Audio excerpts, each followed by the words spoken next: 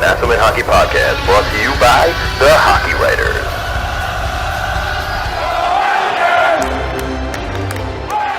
What's up, everyone, and welcome to episode 36 of the Nassaumen Hockey Podcast, brought to you by the Hockey Writers Podcasting Network. I'm James Nichols, and as always, I'm here with my good buddy John Zello. What's up, pal? Excited to be back after a week off, especially because we have a great interview for everybody today. Yeah, later in the show, we'll be sharing our fun interview and sort of debate about the fisherman jerseys featuring Nick Hirshon, the author of We Want Fish Sticks, and Kevin Carney. But first, let's get to some news around the NHL. Nothing definite yet, but January 1st seems like it's the preferred start date for the start of next season, awarding the cup no later than July 15th, right? That's I think Pierre LeBrun tweeted that out today. Yeah, I've seen that from him and a few other people over the last week or so.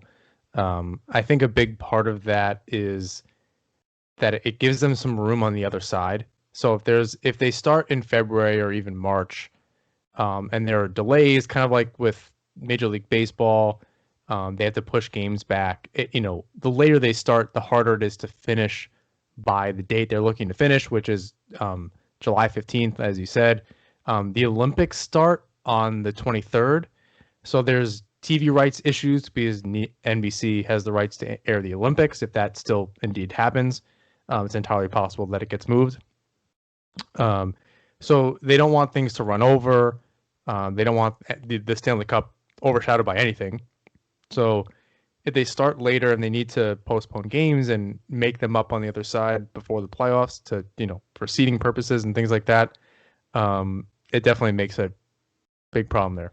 Yeah, so it looks like the latest that training camps would start would be mid-December, a 2-week camp, maybe some extra time for the 7 teams not included in the return to play last season. So, it could be actually inching closer than we think. It's already mid-November, so there's a lot to still figure out, but it might not be as far as we think.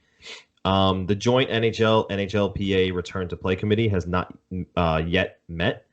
So that's a problem, though I did see the 16 players that were involved from the Players Association. Just to name a few, you got David Backes, Darren Helm, David Savard, Justin Falk, Lars Eller, Sam Gagne, Justin Ablocator, Ian Cole, Zach Hyman, Ron Hainsey, Claude Giroux, Ryan DeZingle, Andrew Kopp, Alex Biega, Chris Kreider, Mark Scheifele. So it's some regular, real-deal NHL players there. I mean, obviously with Scheifele, Giroux, and then you got your veterans like Backes and Darren Helm, but a good mix of players there, and they're advocating for this to be done the right way. It sounds.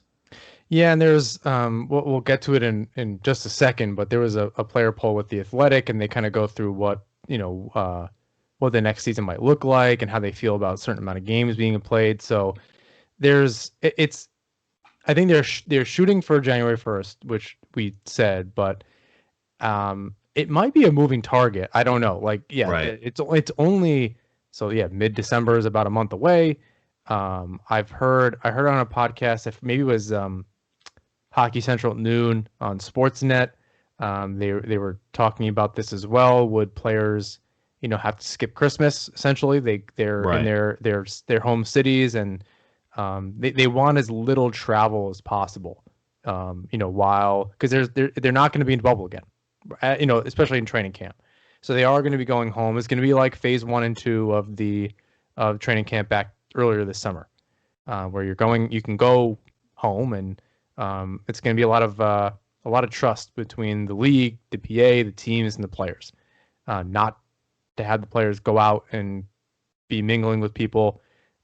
It seems like numbers are going to continue to go up, which is a huge problem, especially because after Thanksgiving, 2-3 weeks after Thanksgiving is mid-December, and that's when we'll see the result of what happens next week in American Thanksgiving. Yeah. So it's a little bit of it's a little bit of an issue here. I don't know what it's going to look like. I don't know. I don't think anyone does. I think that's kind of they're putting dates out there that are realistic, but understand that it could be January 15th, it could be February. They're figuring it out. Yeah, it also sounds like they want to get back on track for 2021-22.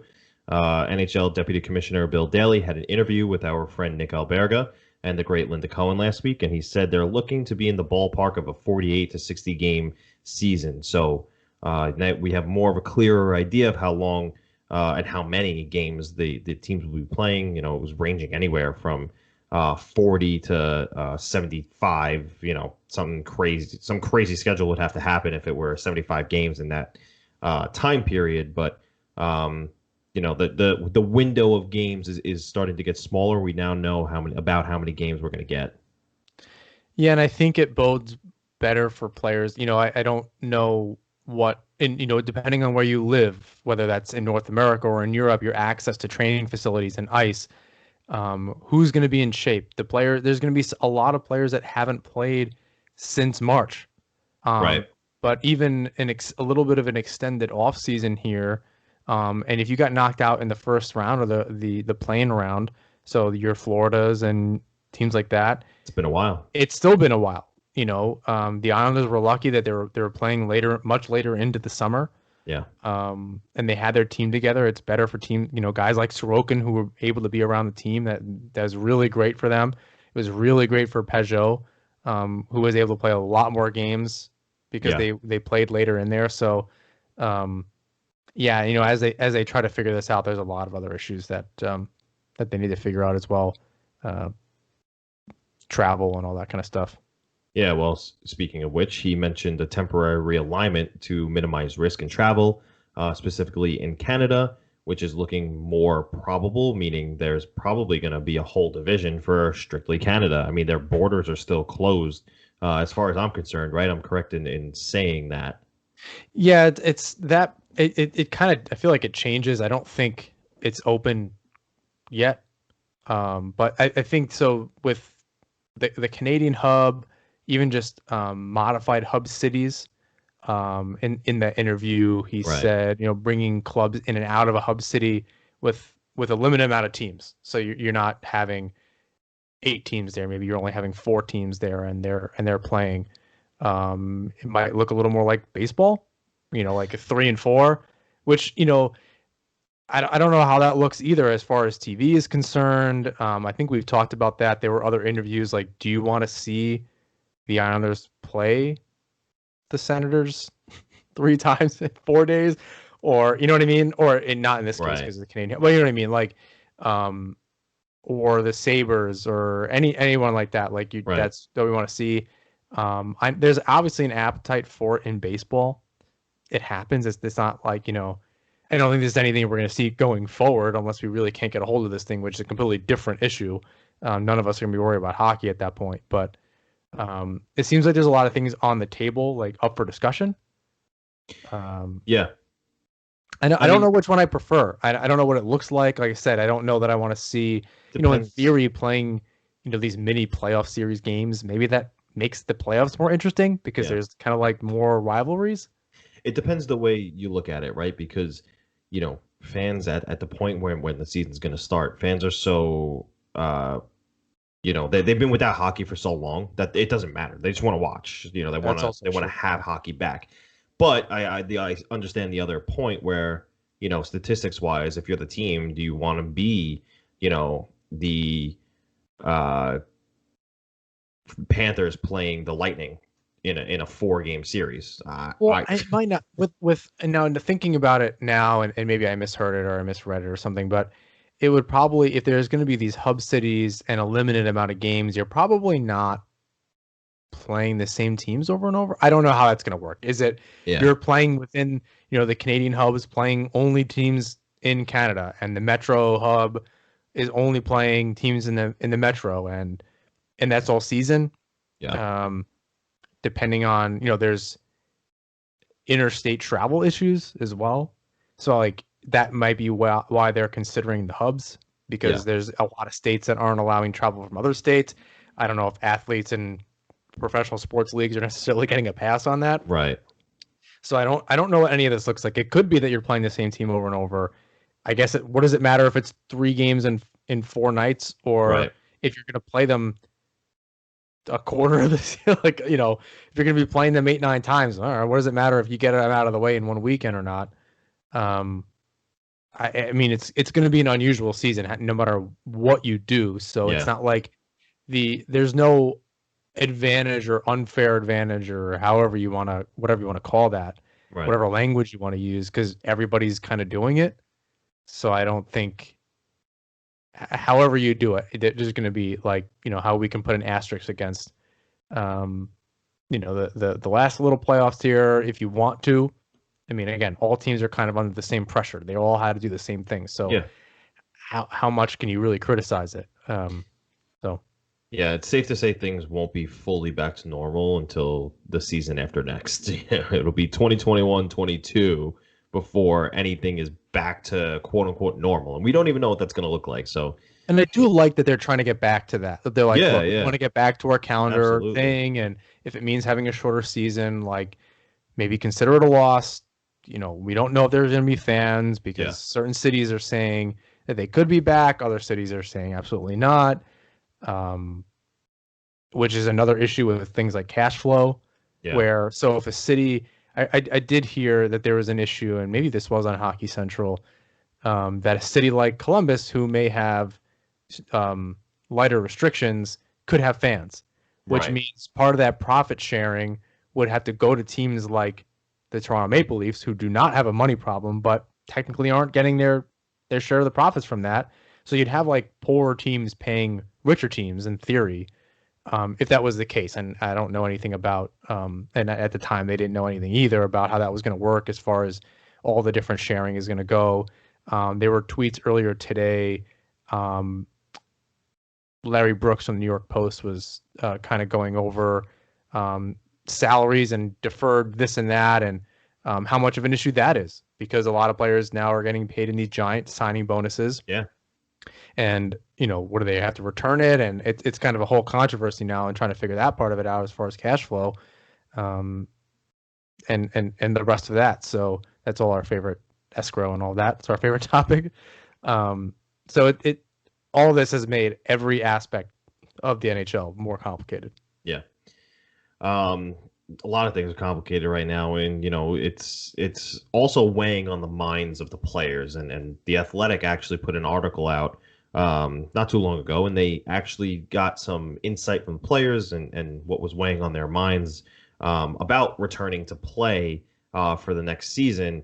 The first one that was asked of them was, how long would you be willing to be in the bubble? And the surprising amount of people said, all season, 5.8%. I was expecting like less than 1%. I thought I saw that. I was like, it's not zero. Right. I was expecting like under 1% of the players to be like, yeah, I'm okay with staying in a bubble all season. But a resounding 61.8% said that half the season or less they'd be willing to do.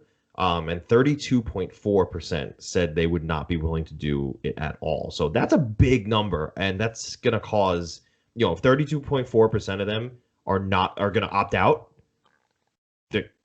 they're not going to be able to. I don't know if that means that they opt out. It's possible, but I don't know that it means that they opt out, because I think, and what Bill Daly was saying could be an option, is that there's a hub and 4 teams go in there and they all play each other for 2 weeks, and then they go home and they can go back to see their families, and they get to go home, and then another 4 teams come in and do their thing, and it makes it's certainly weird. I'm trying to think of it from like how the games are going to play out, and again, how TV ratings work with that, and how they even air them, and because you want to be playing games in your home city's time zone. So like you want it to be that 7-8 o'clock game, during the week, even on the weekends. 6, 7, 8 o'clock, you kind of want to stay in that time range. You don't want it to be like it was, where games were happening at 2 p.m. I like which was cool for.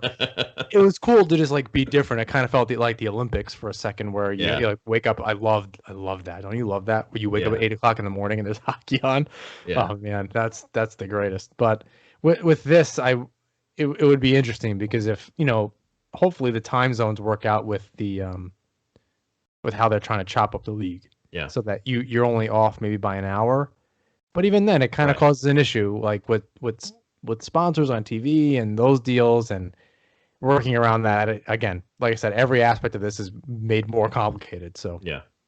A lot of things to figure out. Something else that they're trying to figure out too, as we mentioned earlier, was how many regular season games, and they took a poll. The Athletic, meaning they, took a poll with the players as well about their thoughts on it, and 58.8% said that 50 games minimum would need to be played for a full quote unquote regular season.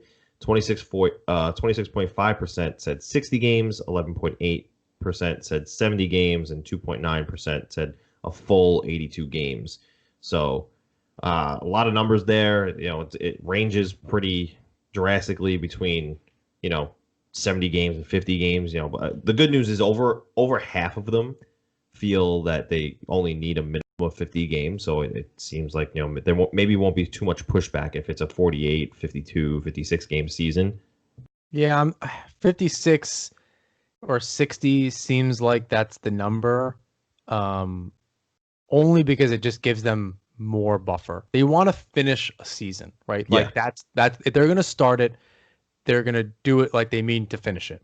So if that means having less games so that it gives them more room Yeah. to finish. So if they need to delay something, they're not trying to stuff in a bunch of games, because Right. chances are if one or two one gets canceled, then all of a sudden it's two and then it's four. Right. And with all of the best testing, you're still home for 2 weeks and you can get it on the last day, and then you're not positive for 3 days, and then Right. you rely on your team, who it makes it terribly complicated. So Yeah. in that 50 or 60 game range, they have to work with arenas. There's a lot of layers there.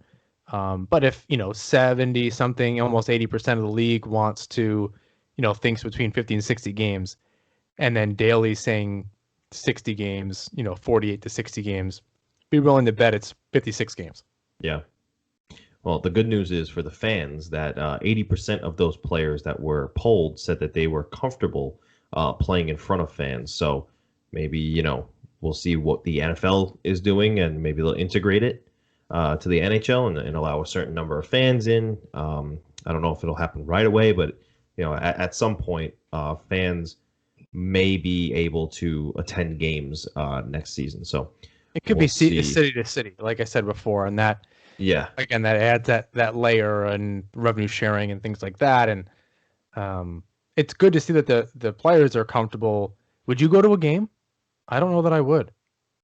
I mean, I work in a school, so it's like I'm around people all the time anyway. I feel like I would have gotten it by now. I don't know that that's how it works. I mean, I can't see. I think I- about it like multiplying your chances. I wouldn't, like, if you're already at doing high risk stuff, I wouldn't say like, oh, let me go do something else then, because if I didn't get it now, I don't know. Let me elaborate. My school has and it's not as much as an NHL arena, but my school has upwards of 6,000 people in it every day. Wow. So right, I work in a large school, and I can't see the school being any less cleanly than what an NHL arena would be. So I don't think I would probably go. I think I would be okay to go. I don't know. It's tough. It's a tough call. I don't know. I'd be hesitant. I'm not sure. I haven't done it in such a long time, so I don't know. Yeah, I would want to do it, but I don't Right. know that I don't know that I would. It's not Right. about it's not always about like, okay, I'm gonna take all the precautions and blah blah blah. It Right. takes one idiot to do the wrong thing. That's true. And it doesn't That's like true, and I didn't even think it's about just it like that. and that's my point. So, you're already in a 6,000 person situation where it takes one person to mess Yeah. up. I'm not going to go, oh, well, I'll go somewhere with another 2,000 people, even if we're all spread out, Right. because you're all going to go to the bathroom around the same time. You're all going to be online for the concession, even at 6 feet apart.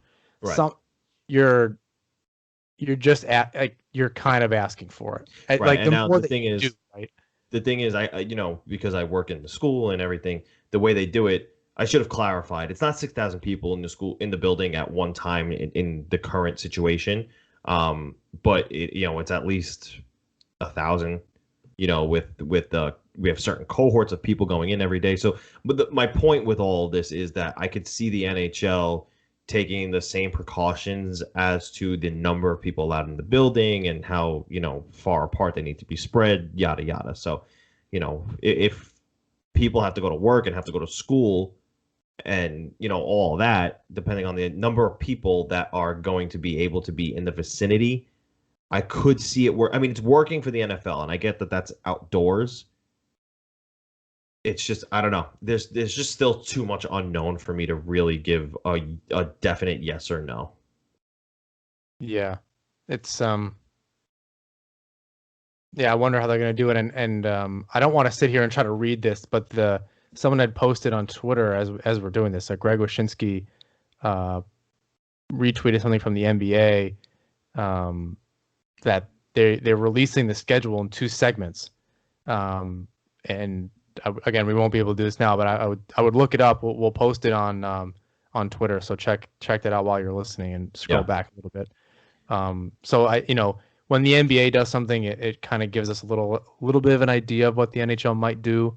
I know that every league is the commissioners are all speaking to one another. They're all trying to figure out these, little quirks and what might work with different leagues. So, and then the NBA and the NHL are the most alike in their seasons. They both typically play 82 games.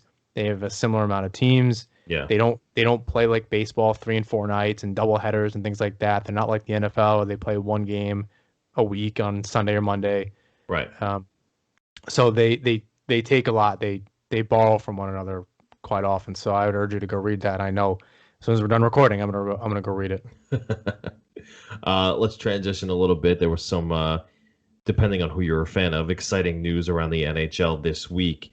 So the reverse retros dropped, and boy, was there outpour of emotions. And I'm talking about you, Isles Twitter, but we'll get to that later in the show. Let's talk about the rest of the league. And I had a couple of favorites. I really enjoyed some of them. Others I were honestly questioning what the organization was thinking. And then there were some underrated ones that I was like, people are sleeping on how nice this jersey is. So let me hear your thoughts first. What were your favorites of the retros that were dropped? The favorites were the Avalanche. As a fan of the Nordiques thing, I think it's great. Their color scheme is awesome. It's great. I love maroon. That blue is sick. It's nice. I'm interested to see, before I get into the rest of these, I think what's missing from this is the whole setup, because some of these might look way nicer when you see the whole thing with the pants and the socks and the helmet. Excellent point. I'm reluctant to be like, I don't love in my least favorite section is the Jets. That might look sick with the whole setup. Like it might. You're right. It might all come together really well. Or the Red Wings, like it's super boring, right? It's like a white jersey, but maybe with like red pants and a red helmet and red socks, like could be sweet. That might look really sweet. I have a feeling it'll look like a roller hockey jersey, but you know what I mean? Like maybe there's something there where I'm like, okay, I'm not seeing the whole concept here. Right. Like there's something else to it. But so this is really just at a first glance. What were your seeing the setup. Favorites, Avs, Wild, Coyotes. I'm going to throw the Devils in there. Yeah, you like them? I think it's just different. Okay. It's for them, right? They're a classic jersey. They're kind of like the Toronto, the original 6 teams is, that doesn't really mean anything at all. Yeah. I don't really like that term, but it helps sum up the 6 teams. I like how classic some of those are. Like even the Rangers one has changed a lot over the years. I'm surprised they could have done a couple things. They went with the Liberty. The 70s ones are interesting. Like the John Davidson era and all these Jock, like all those kind of guys. Like I think you could have played off of that a little bit, but I kind of understand. Just leave it alone. But the Devils one is cool. The green is just fun. Like there's not enough of that, which is kind of why I like the Wild bringing back. Other team, I guess Vancouver has that type of green in their color scheme, but like there's no jersey in the NHL that's like pop this green. Yeah, it's different. I think the cool part of this is like the Coyotes one is really sick. You know, we don't see purple. Oh God, we need more purple. The Kings again, they did purple. That's great. Um, I'm cycling through. You know, the Blues one is okay. But again, that like bright red, like that's awesome. That's like the primary color. Like you barely see that.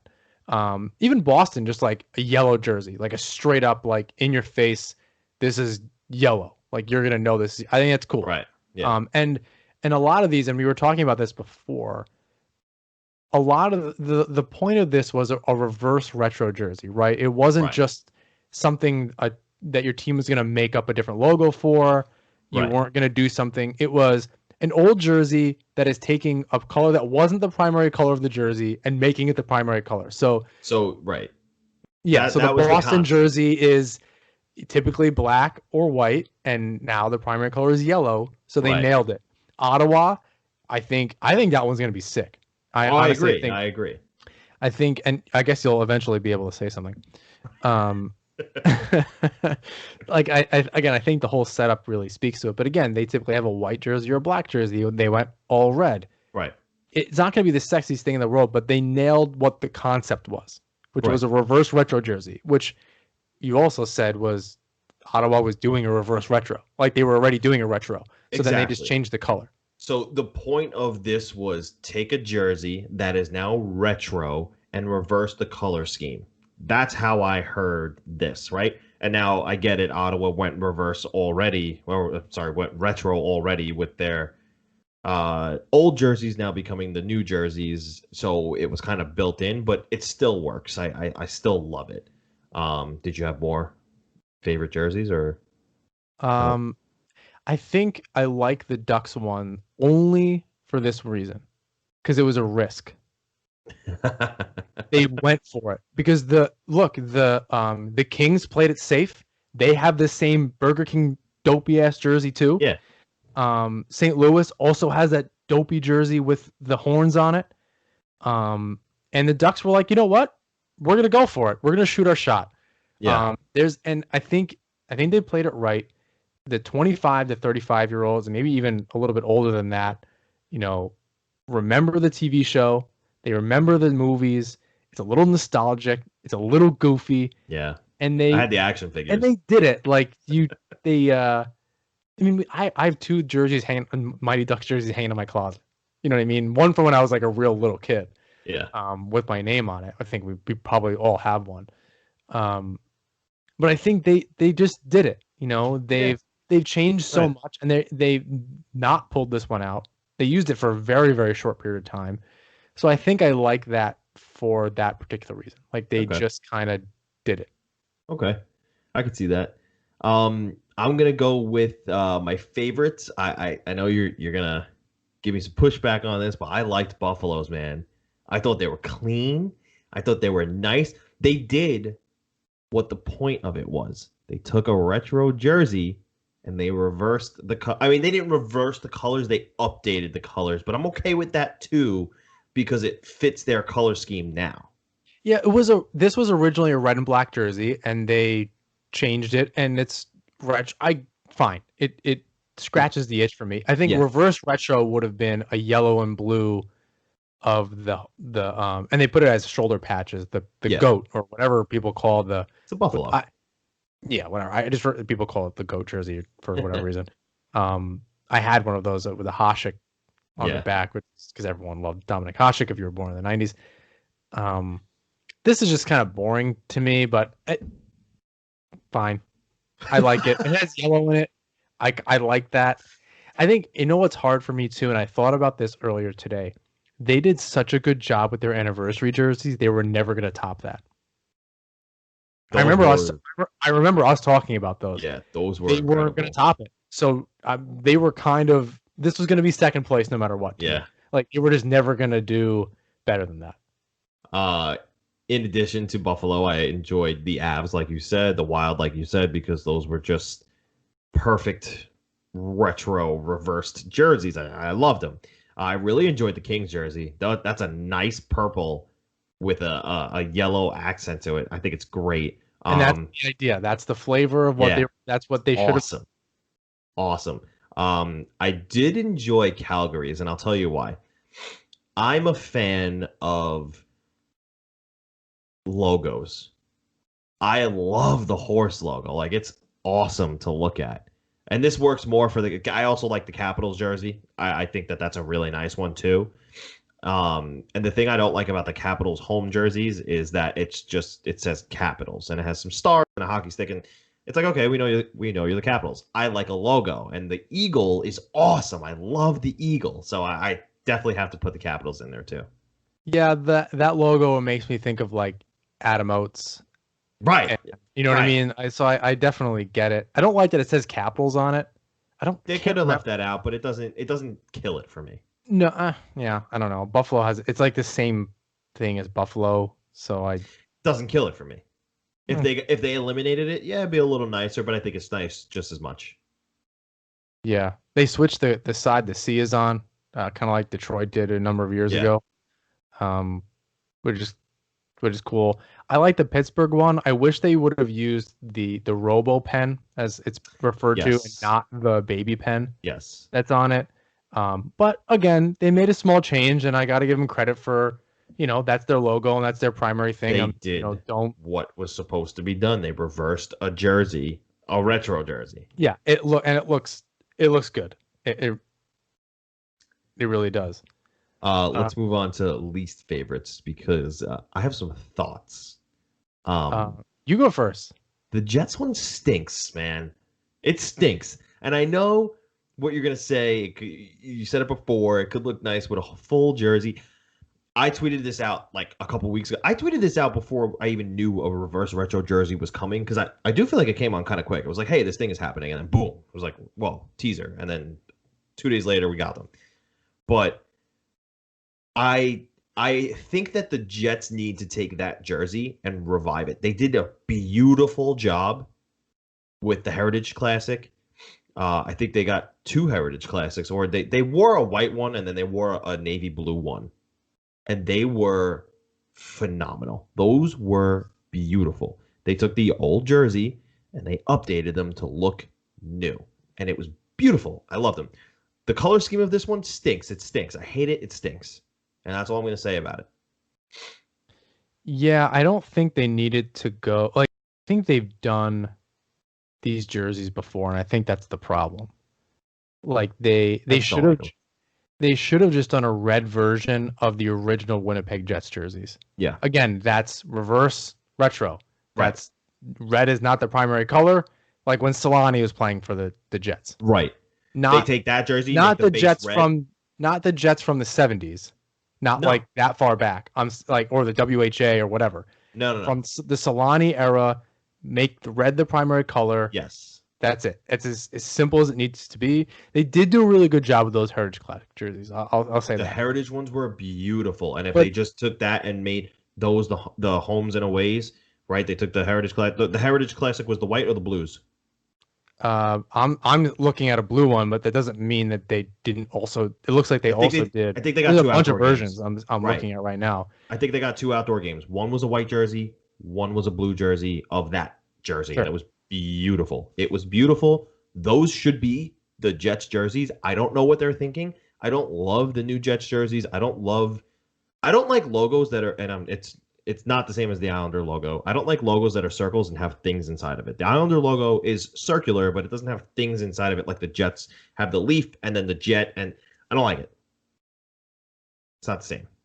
I think they did a really good job, though, on that, bringing the team back to Winnipeg, different franchise. Modernizing it. Yada. Yeah, it's modern. You don't want to be the same thing, but you want to be the same thing, and it gave them room to go back and do stuff like this. Yeah. You don't want to... Like Ottawa. I wonder if they knew this was coming before they announced it, the reverse retro, because then they were like, oh, great, we're going to do full retro this season no matter what. It's an old jersey. And maybe they nailed it. Maybe they were like, oh, my God, perfect. Like the one thing Eugene Melnick got right, without, totally messing it up. Like, it's kind of a good idea. But those, I'm wondering, and we kind of touched on this, and I'll touch on it again later on when we talk about the Islander stuff. But when they thought about some of these jerseys, and when they were throwing it back to. It would have been very cool if they thought about the marketing around it. So you're going to be bringing back these jerseys or creating these jerseys. And maybe you bring back players from the era you're throwing it back to. Right. So if the Jets did the era with Solani, maybe you can bring back Solani or at least have him show it off and make it a big deal. Work him into some stuff. Again, different franchise. We get it. Whatever. He's mostly known as a Duck, but people will remember him on the Jets. It's going to suck for me when Gary Bettman calls you tomorrow to take you as part of their marketing team, and I'm left here all by myself to do the podcast with just me. Yeah. Did you have other least favorite? Oh, yeah. So the wings, you took the words right out of my mouth. I think you said this earlier, maybe off air, but I had the same thought as you. It looks like a practice jersey. Maybe it'll look better when it's in a full uniform, but as of right now, it stinks. The Ducks jersey, I get why, and you said that you like that they took the risk. I like that they took the risk too, and I get it. They did exactly what they were supposed to. I just don't like the way it looks. I just don't think it looks good. It might be cool to look at, when they're wearing it, but I don't know. It looks goofy, and I get that that's the point. I just don't. I look at it and I go, it's kind of ugly. That's how I feel about it. And the Blues one, I get that you like the reverse colors and everything. They did it the right way. I just don't like the way it looks. Again, it's just red was a mistake for them, I think. And although I do like the jersey with the small accent of red, when now it's the main color of the jersey and then there's the Blues logo on it with the yellow and everything, it's like, well, that's a little too much. At least they didn't bring back the trumpets, though. Yeah, I mean, again, that would have been. Now the shoulder patches are the trumpet, which is awesome. I really do like those. Yeah. But that could have been the logo again, like St. Louis Blues around, like that could have been cool, right? Like cool. A red jersey, it would have been different. Like, but now they made their regular jersey because it really hasn't changed. But now we're getting away from our point, right? Yes, which is what I said earlier. Alternate logo, and it's like, but that's not a reverse retro. The only team that had the audacity to do that was Vegas because they didn't have an original retro jersey. I mean, just do a red jersey. Do a red jersey. That's true. You need to. That's their shoulder patch that they made. Their, you know what I mean? Yeah, that's true too. At least if St. Louis did the horn, the shoulder patch as the main logo, that's at least close to one of their older jerseys. Like they had horns on it. It was way goofier than that. Right. But at least it's close. It's in the same vein. Right. But yeah, I guess I contradicted myself by saying don't do that. And we've had 3 conversations today about this, and I can't remember what we said on the show and what we said in the interview or whatever the case is. What were your least favorites?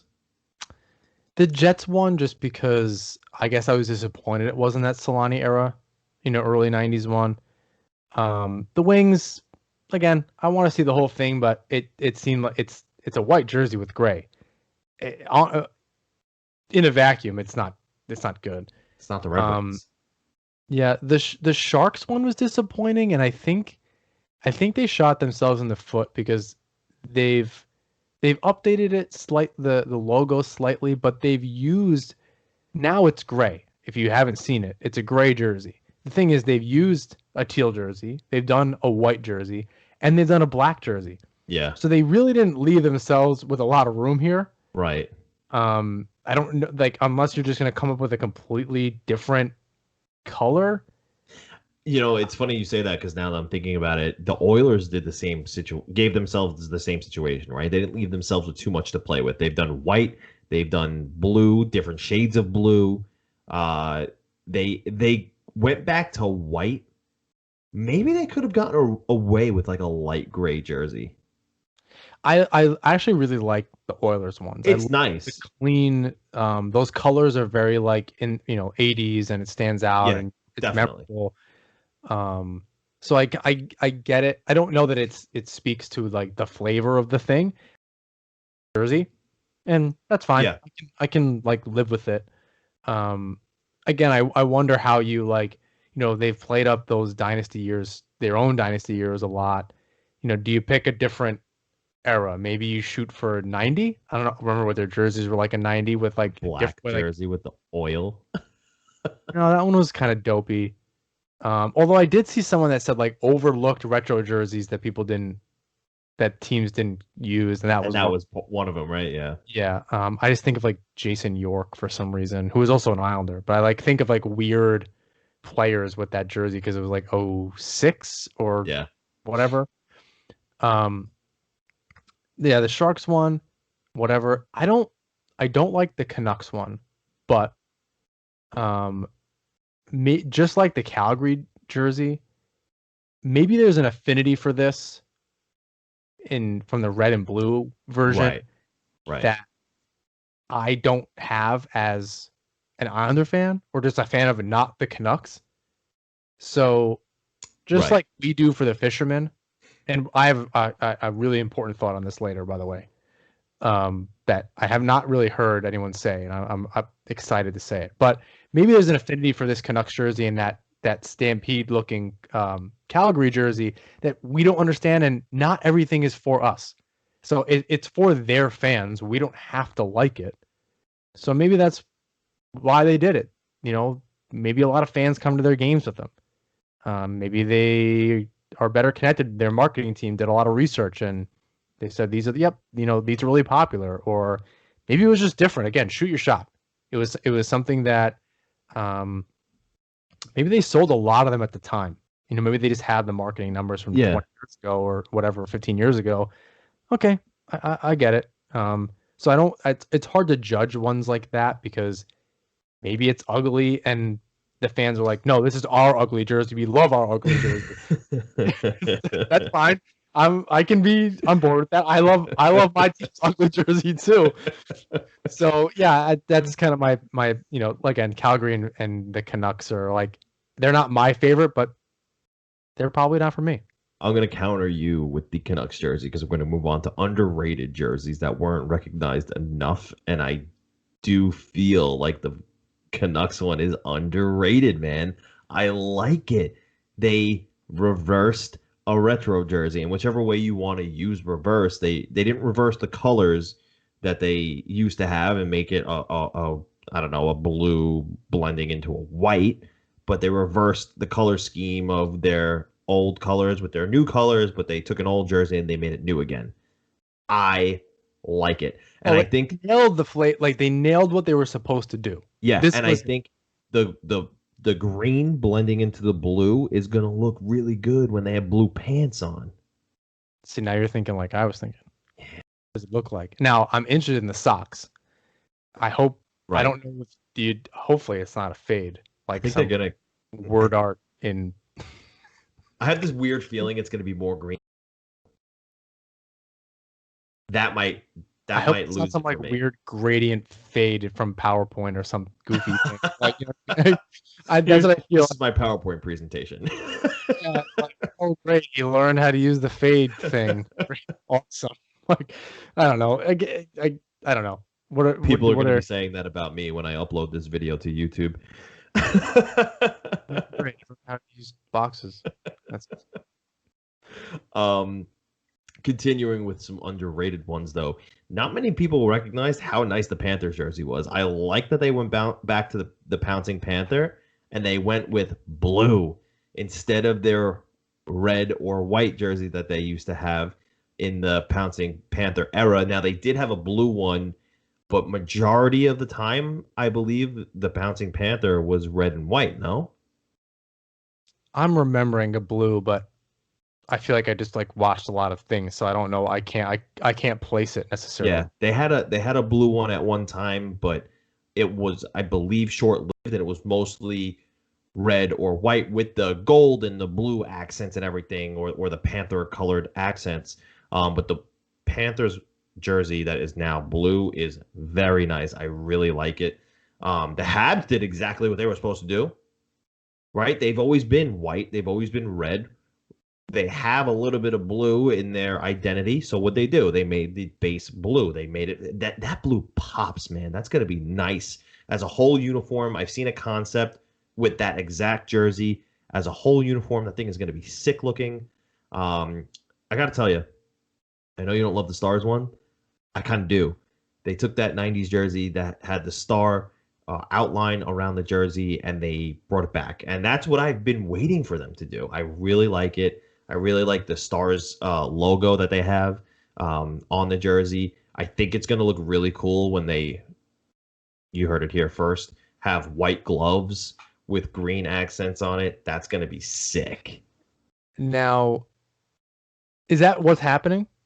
I don't know. Is that now that would be this would be very California Golden Seals, which I believe is part of the Dallas Stars story. That franchise, they've merged together and it's like a whole thing.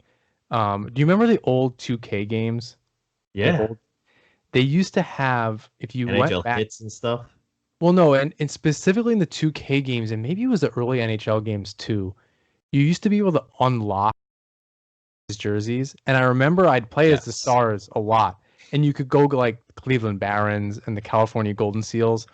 Anyway, if they did all white, and this is what they might be doing, is they may be going back to that all white like they used to do. That would be sick. Like the California Golden Seals, and I kind of wouldn't hate that. If that was the angle, I'll eat my words. If that's what's happening, only if that's what's happening. Unless they're like super leaning into it all the way. Come to the dark side with our all white jerseys. I don't know how that works, but I used to hate kids that wore white gloves though. You were like such a show. Like they were either really good and I hated them because Alex they were good, in a or men's they league. sucked. Or it was like either they sucked and they thought it just like made them look good, or they were really, really tinted good. visor, yellow laces, like all the white gloves. There's still, I get it. Like that. What were your underrateds? I like the Panthers one a lot. That era just makes me think of like Scott Mellenby and John Van Viesbroek and Kozlov and things like that. It just kind of like brings back again, I like that marketing angle. Like I kind of just want to see those guys come back. Yeah. And I think that's really cool. That classic, they nailed the colors. Like they just look crisp. Like it's that blue is fantastic. Yeah. Like the whole palette on that is really good. They didn't overdo with the yellow. It's like that just enough. I think they got away from the Pouncing Panther logo long enough to go back to it. Yeah. They probably were it was gone long enough. And even the new ones are great. I don't mind those jerseys at all. They're very clean. They figured out their own little thing there. Yeah. But I think they were gone long enough. I think it was like at least 5 seasons they've had these new ones. They had something like that. It feels like it's been a long time. I really like and this is just my 90s nostalgia. I like the Flyers one because I when it leaked, because we talked about this at least 2 weeks ago. That's how quickly this kind of popped up. It got leaked like 2 weeks ago or 3 weeks ago, and then now we're here. So it really wasn't that long. But when the Flyers one leaked, I just immediately saw Eric Lindros and Roman Cechmanek and all these guys, and like from the late 90s in these jerseys, and they're intimidating. I remember seeing those jerseys around. I think they came out really cool. The black shoulders, it's crisp. It's not too much. They didn't do anything flashy with it. But it really looks like those jerseys that were, I believe they had a black jersey and a white jersey. Yeah. Again, they did the right thing. They did it with orange. Again, that's the flavor of what we're doing here. Yep. So I really like that a lot. Yeah. I there was no, I don't know. I liked this whole reverse retro idea, and I think that it was necessary because they needed the revenue, right? I get why they're doing it. I don't think if there's a whole world pandemic, we're seeing these reverse retro jerseys happening right now, but they need the revenue. So I think it was a good idea for the league. I like that, even if I didn't like their jersey, I like that some teams had fun with it. Yeah. And if the teams didn't have fun with it, and we'll talk about it. Yeah. But whatever. It is what it is. Yeah, well, I'm not gonna waste it on that. Before we get to news on the island, this is a good time for our interview with Nick Hirshon and Kevin Carney. We hope you enjoy. It was a really fun time.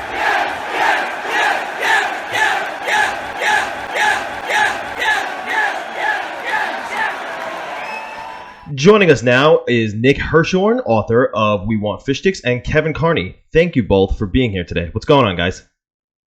How you doing? Thanks for having us. And I think we're going to jump right in here. Yeah, absolutely. So the theme of the day, or the week rather, is the jerseys, and there was a big debate on the fishermen and different things. And Kevin, I believe you're outnumbered here. And I want to start with you. I think the rest of us really enjoy the fishermen to varying degrees, and we'll get to that later. But I wanted to ask you: is your true disdain for the fishermen, does it come for your time as Niles, the team's mascot at the time? Is that where you got frustrated? You didn't enjoy your time doing that? I'm just joking. we had to figure out a way. Like we couldn't think. James and I were like, how can this guy hate the fishermen? But for real, what's your stance on the fishermen, and where does this hate come from? Well, it's funny. I've seen a few posts on Twitter and Facebook and what have you, and some of the folks are. You've heard some opinions already that I'm probably just going to mirror.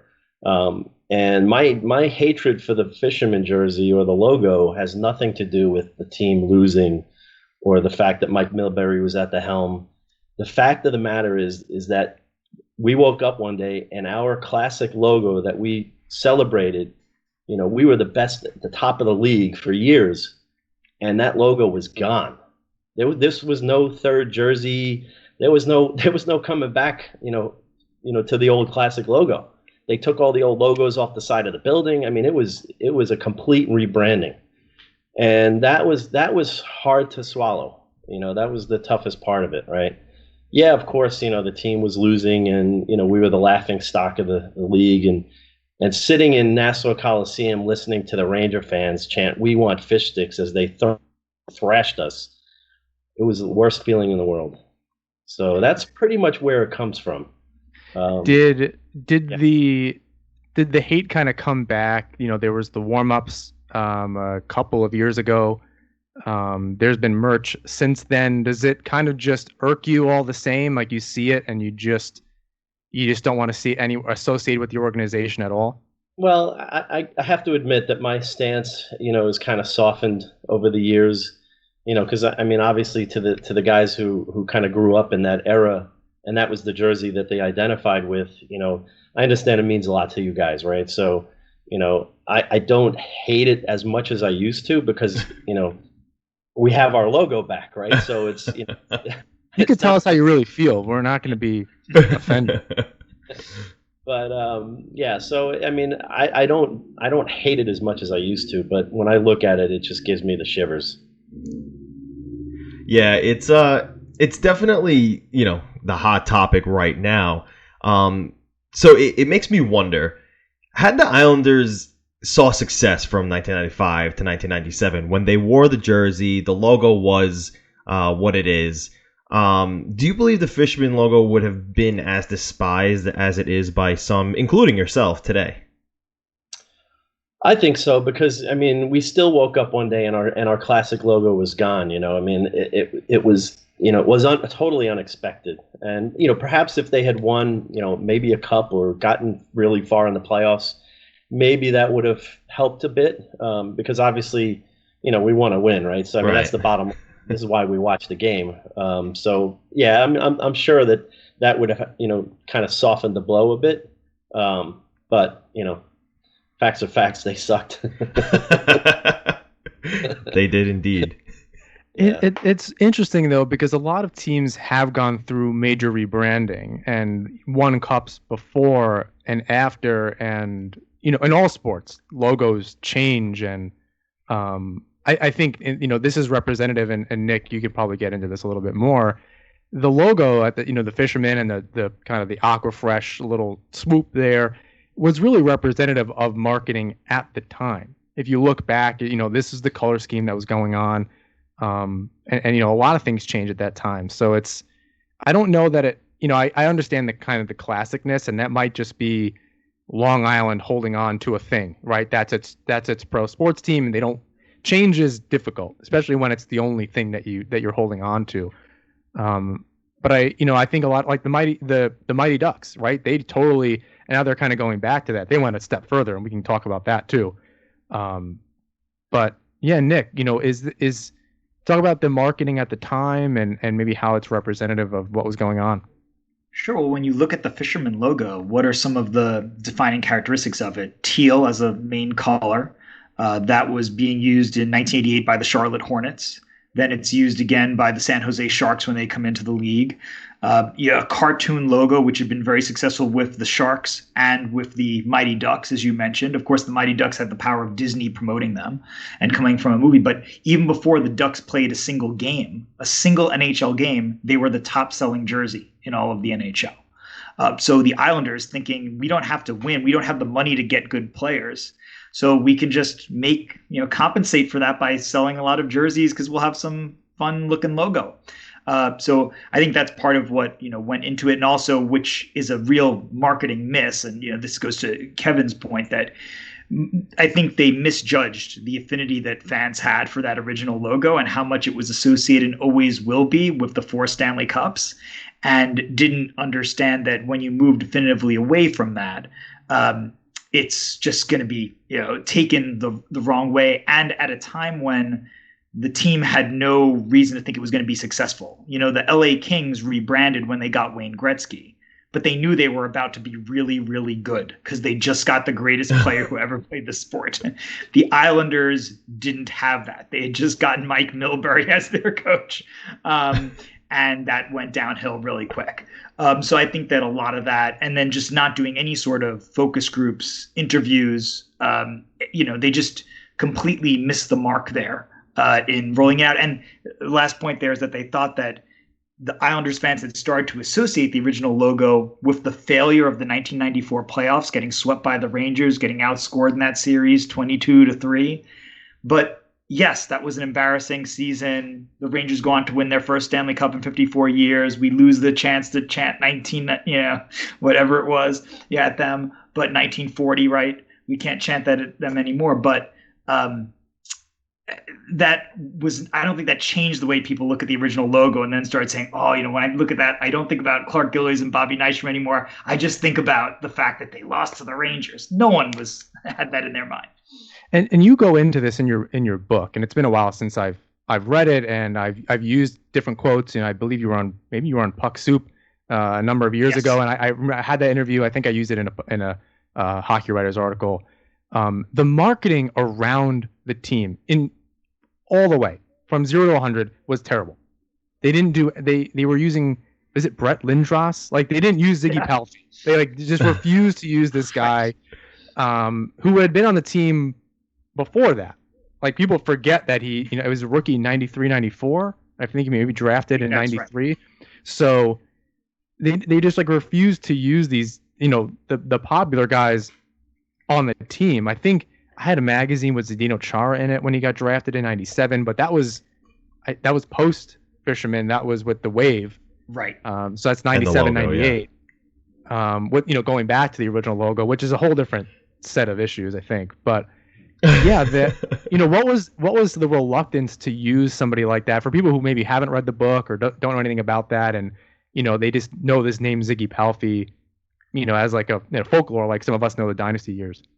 Right. Well, I was kind of surprised because I read every issue of Newsday from 1995 through 1997 to see any article or ad they might have had about the Islanders. And I remember in all of the ads, and I counted them up in the exact numbers in the book, but only one of them featured Ziggy Palffy in any prominence. There were many more. The 3 figures that they always focused on, and it makes me cringe just to think about this. The first was Brett Lindros, who you brought up, right? Who they called the better Lindros at the time. Oh, gosh. We know how that turned out. There was billboards, right? There was like a billboard of Brett Lindros. Am I remembering that correctly? Well, I know that Maloney, the general manager, actually said we drafted the better Lindros, and that, he's right now he's kind of a bruiser, but we know he's going to score a lot of goals. So we want to, all of this sort of hype that they were building around him. And he was the only player that they even tried to promote. So it was Lindros, it was Mike Milbury is our brand new coach, and then eventually became the general manager.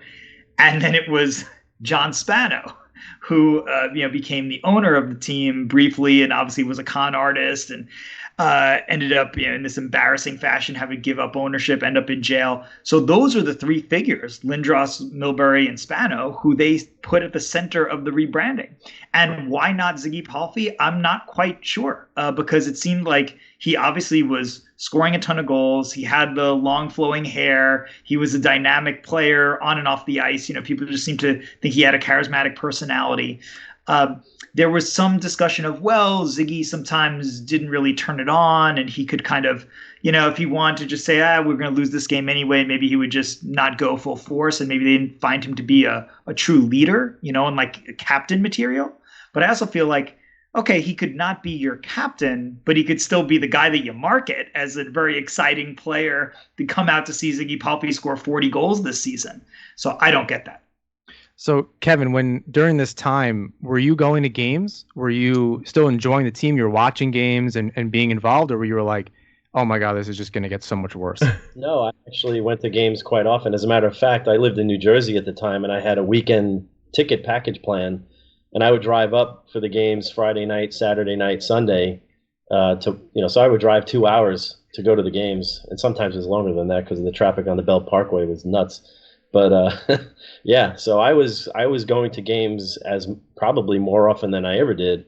The team was, for as bad as they were, for whatever reason, you guys have been to the games and you know how the fans are. And it seems like no matter how bad the Islanders are and how sparse the crowd is, we still love the team.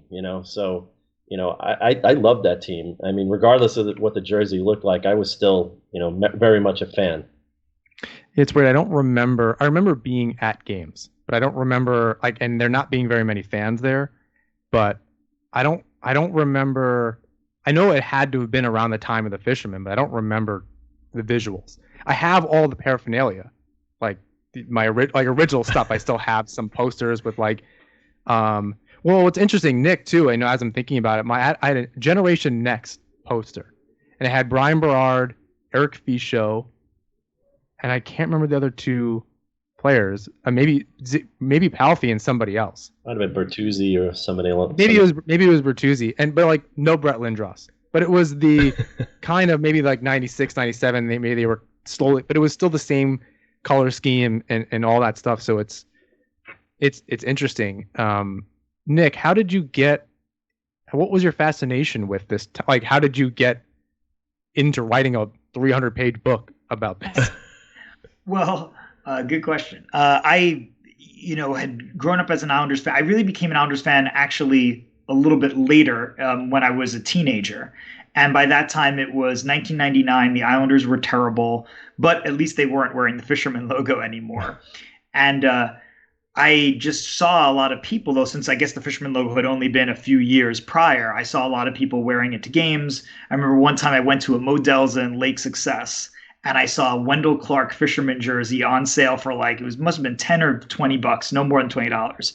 And I thought, wow, I can get an authentic Islanders jersey for only when I go to the Coliseum, they're like $200, or I can get this one. And of course, I'm innocent, naive here. I don't know what the whole, feeling about the Fisherman is. So I remember I bought that jersey and thought it was cool. And then when I was, fast forward to 2015, I'm in a PhD program in mass communication at Ohio University, and we have to pick topics for our dissertations. And I'm thinking, I really want to do something about either the Mets or the Islanders. Those are my two teams that I really, been big fans of. I'm like, the Islanders, there's not been really many books written about them. And I want to know what the real story is behind this logo. And, people kind of just mock it and make it sound like just some kid picked this out, or as one of the Islanders executives said, we just pulled out a box of crayons one day and decided we're going to make a new logo. There's obviously some context here that I wanted to add. And I also realized that, as a former journalist, I used to be a reporter for the New York Daily News. I have some skills in interviewing and tracking down people. And a lot of these people who were involved in the rebrand, all of the players, all the executives, they're almost all still alive. So I could get to them look at old newspaper articles, TV, coverage of the team and all of that. And it was just also a project that I knew was going to be really fun because ultimately, even though it was not the best time in Islanders history, when I was researching it, the Islanders, remember 2015, 2016, this is when they're now in a much better place and they're headed to the playoffs. And everyone's thinking very nostalgically because it's the last year they thought at the Coliseum at the time and all of this. That was just a very obvious topic for me to choose. And it was so much fun. A lot of people say they end up hating their dissertation topics, but I still love to talk about it because it was so zany and quirky. Yeah. Do you still have the Wendell Clark jersey? I could show it to you. It's in the other room right That's now. incredible. Those things, if it's an authentic blah blah blah thing, and it's not like a starter knockoff, which I have 2 of those. Those things are going for like $1,000 on eBay. I think It's incredible. It was like $10 again, no more than $20 tops. And there was a whole rack of them. And I think they only had Wendell Clark. So I don't think they had anybody else. And I didn't know who any of these guys were. So I'm like, sure, Clark, whatever. But yes, and I've worn it a few times to games. Then there was a few times like recently where I wore it to a game. I'm like, you know what? Maybe I should not be wearing this one out anymore. I'm not sure. But that's the only fisherman jersey that I have. And I would love to get an Eric Fichaud because he wrote the foreword for We Want Fish Sticks. And he was just a really cool guy to interview. So there's a few of them that now I like. After doing the interviews with them for the book, I was like, now I'm like a fan of theirs, even though I never saw them play the first time around. I'm just a fan of the way they treated me, helped me out with the book. So Nick, in reading some of the outside opinions of those who have read your book, some have stated that, there was an opinion there that the rebrand was just to mask how bad the team was at the time. Do you stand by that opinion, or do you think there was more to it than just that one-liner? I mean, I think that was a major part of it, is that the team was not going to be successful on the ice. They had a new ownership group that had come in. John Pickett was still the owner, but he had moved to Florida and he ceded control to the Gang of Four, these small businessmen, local businessmen in Long Island. So I think that, the main goal there was, as I said before, we cannot afford facility upgrades to Nassau Coliseum. We cannot afford to get good free agents. All of the things that we need to do to be successful as a team, we can't afford. So maybe if we change up our logo and sell a bunch of jerseys, and they had these ridiculous images of rappers on MTV wearing the fisherman jerseys, and then people across the country are buying Islanders jerseys who've never gone to an Islanders game, that was going to bring in a lot of revenue. I also do think, though, there's a part of it, and I think this is where maybe, you, James, and John kind of come in, and certainly when I talk to some of the younger fans, there was an idea of the Islanders are weighed down in a sense by their history. And I say that very cautiously. Obviously, they have a wonderful history. No one wants to ignore that. But even for me, growing up, going to these games late 90s and since, how many times can you go back every season and every year there's 5 events to pay tribute to the Dynasty guys? I get it, but can we do something now? Did we have any other history after 1983? Or is it just stop at 83? I wasn't even born at that time. So we're just going to ignore everything that happened after that.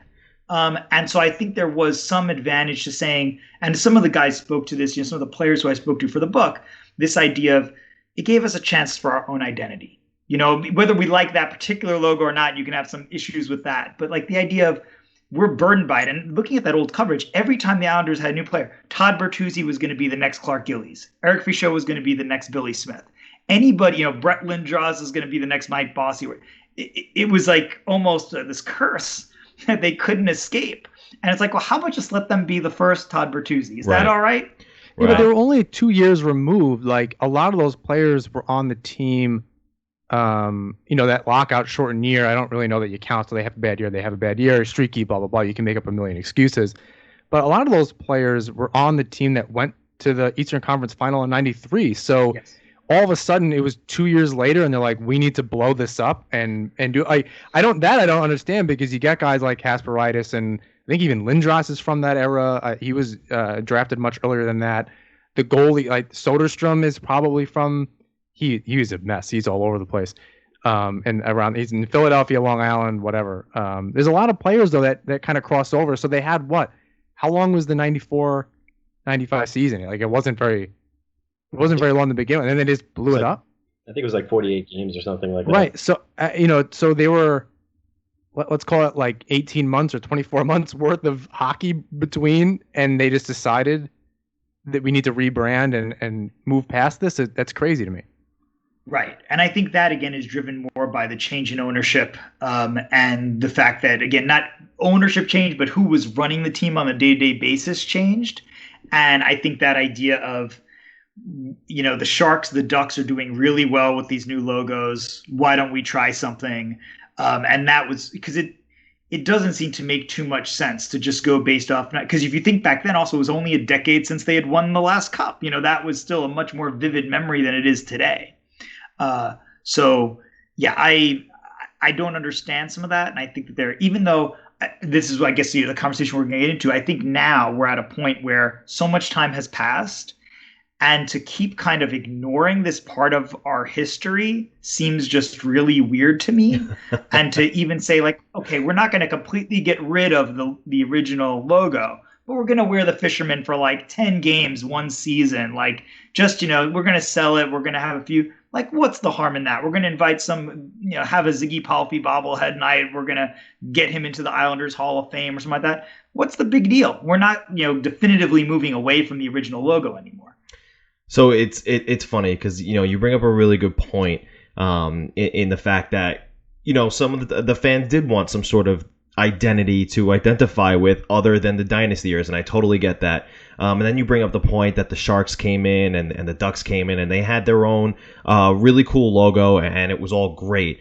But the thing is with the Sharks and the Ducks, when they came in, that was their logo, right? There was nothing before that, so there was nothing for any fan to be attached to prior. So that's why it really resonated well with Anaheim and with San Jose. It's making sense. I hadn't thought of it prior to that. But considering now, since, when you became a fan of the Islanders and everything, this question might get you banished to the nether realm of Islanders land. I'm going to ask you still, so answer Kevin, wisely. Depending on how you answer, Kevin's going to hate you. Oh, it's going to be a good one. This is going to ruffle some feathers, in my opinion, so I'm looking forward to the answer here. But which logo do you prefer, the Fisherman or the Classic?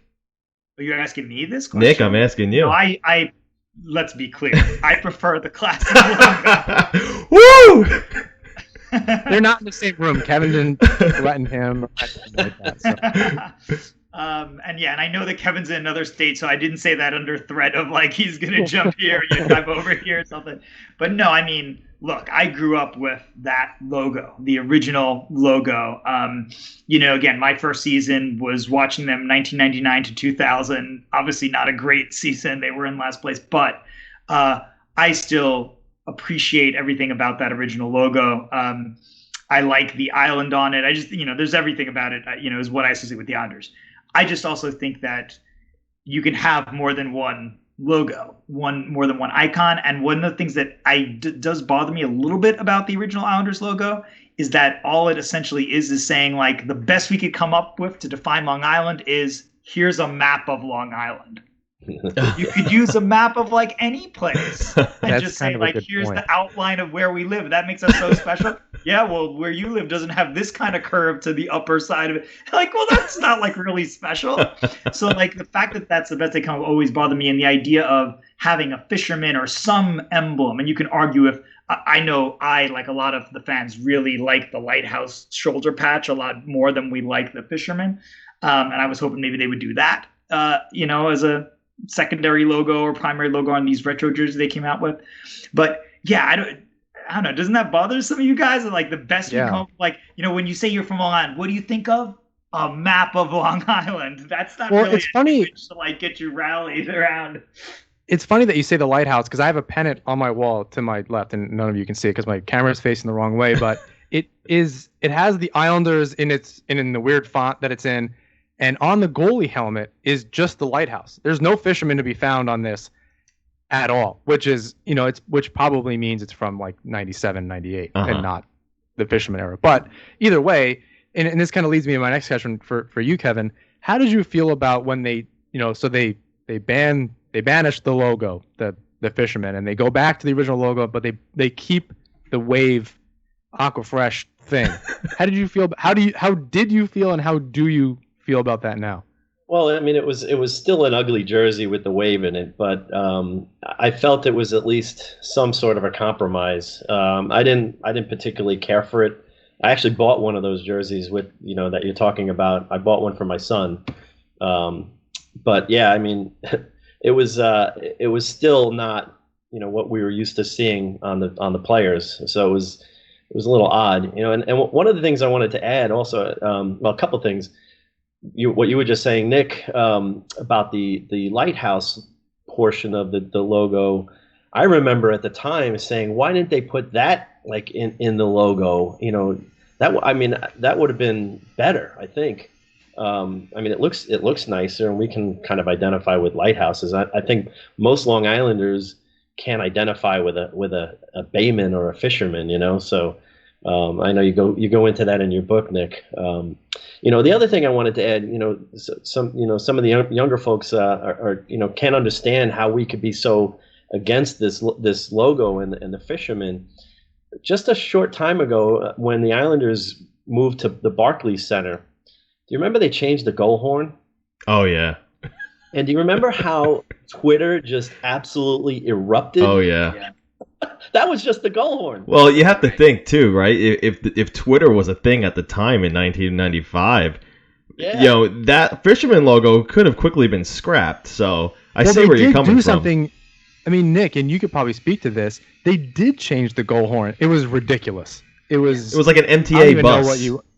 Well, they changed it to be like a foghorn of what they thought and they even had like mist coming out of the scoreboard. Yeah. I think so, like the fog of Long Island and that sort of a thing. And this is in the this is with the fisherman, the whole part of, and that didn't last very long though, because I think the fans didn't like it then either. So there's a history of them trying to change it.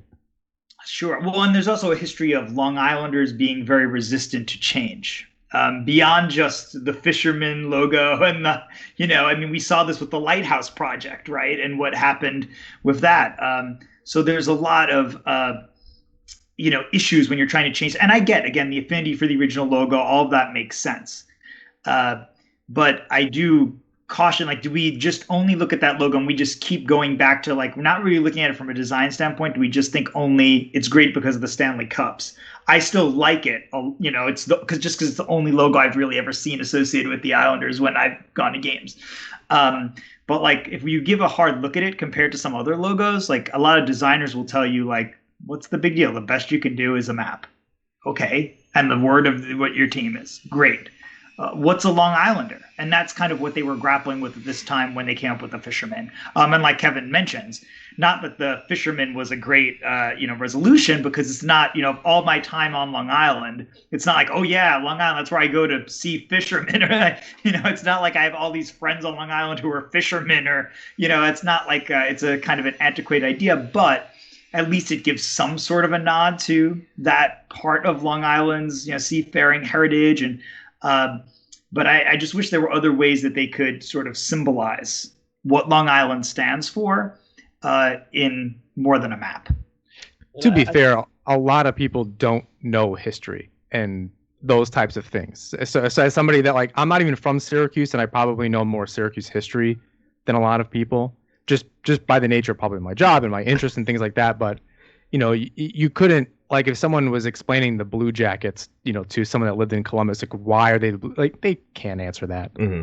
So it probably speaks to that. Kevin, you had something to say. Yeah. So I kind of lost my thought process there for a moment. So I forgot what I was going to say. Well, we'll try to bring it back here. So the hot topic on earlier this week, on Monday it was released, the reverse retro jerseys. Kevin, what are your thoughts on that? I keep seeing people say it's pretty boring, and I would have to agree with them, right? I do think it was probably a missed opportunity to do something cool. I wouldn't have liked to see the fisherman, but if there was something, maybe the lighthouse or something that they incorporated to kind of, appeal to some of the fan base, I think that it was definitely a missed opportunity there, because we've seen the same jersey for years and years and years. So not that I'm bored with it, but I think from a marketing standpoint, they probably could have done something maybe that would have been a bit of a compromise. And I would have been okay with that, because we know it's not going to be permanent, right? Right. The whole logo change, and I think this is what my thought was, before I forgot it. Had they done this a little bit differently, right? Kind of polled the audience, so to speak, right? Put out some questionnaires or what have you to the fan base, and perhaps even approach the league with incorporating a third jersey concept, because a lot of the younger fans don't realize the third jersey didn't exist back in those days. I think it only came about because of this issue, because of the fisherman. I think. Well, around this time was when a lot of jerseys. That's where St. Louis, the Kings.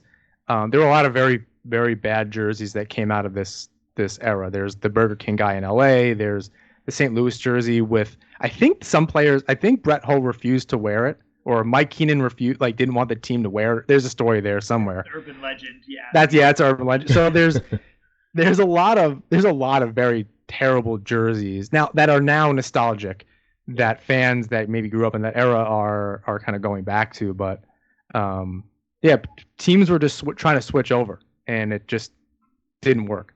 Yeah, I mean, there was very much an outrage right away, and they were able to incorporate the old logo into the Wave jersey, and then went back to the original logo finally, and that's right around the time that the third jersey started, kind of becoming a thing. So I think they could have done a better job. I think everybody associated with it, realizes that. So.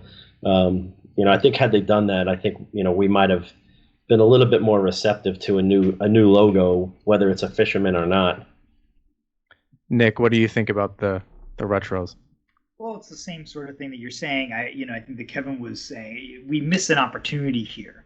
There's clearly an interest among younger fans. There's some excitement about doing this, and again, like to Kevin's point. If the Islanders had instituted the fisherman logo as part of the third jersey program back in 1995, where they said, we're keeping the original logo, guys.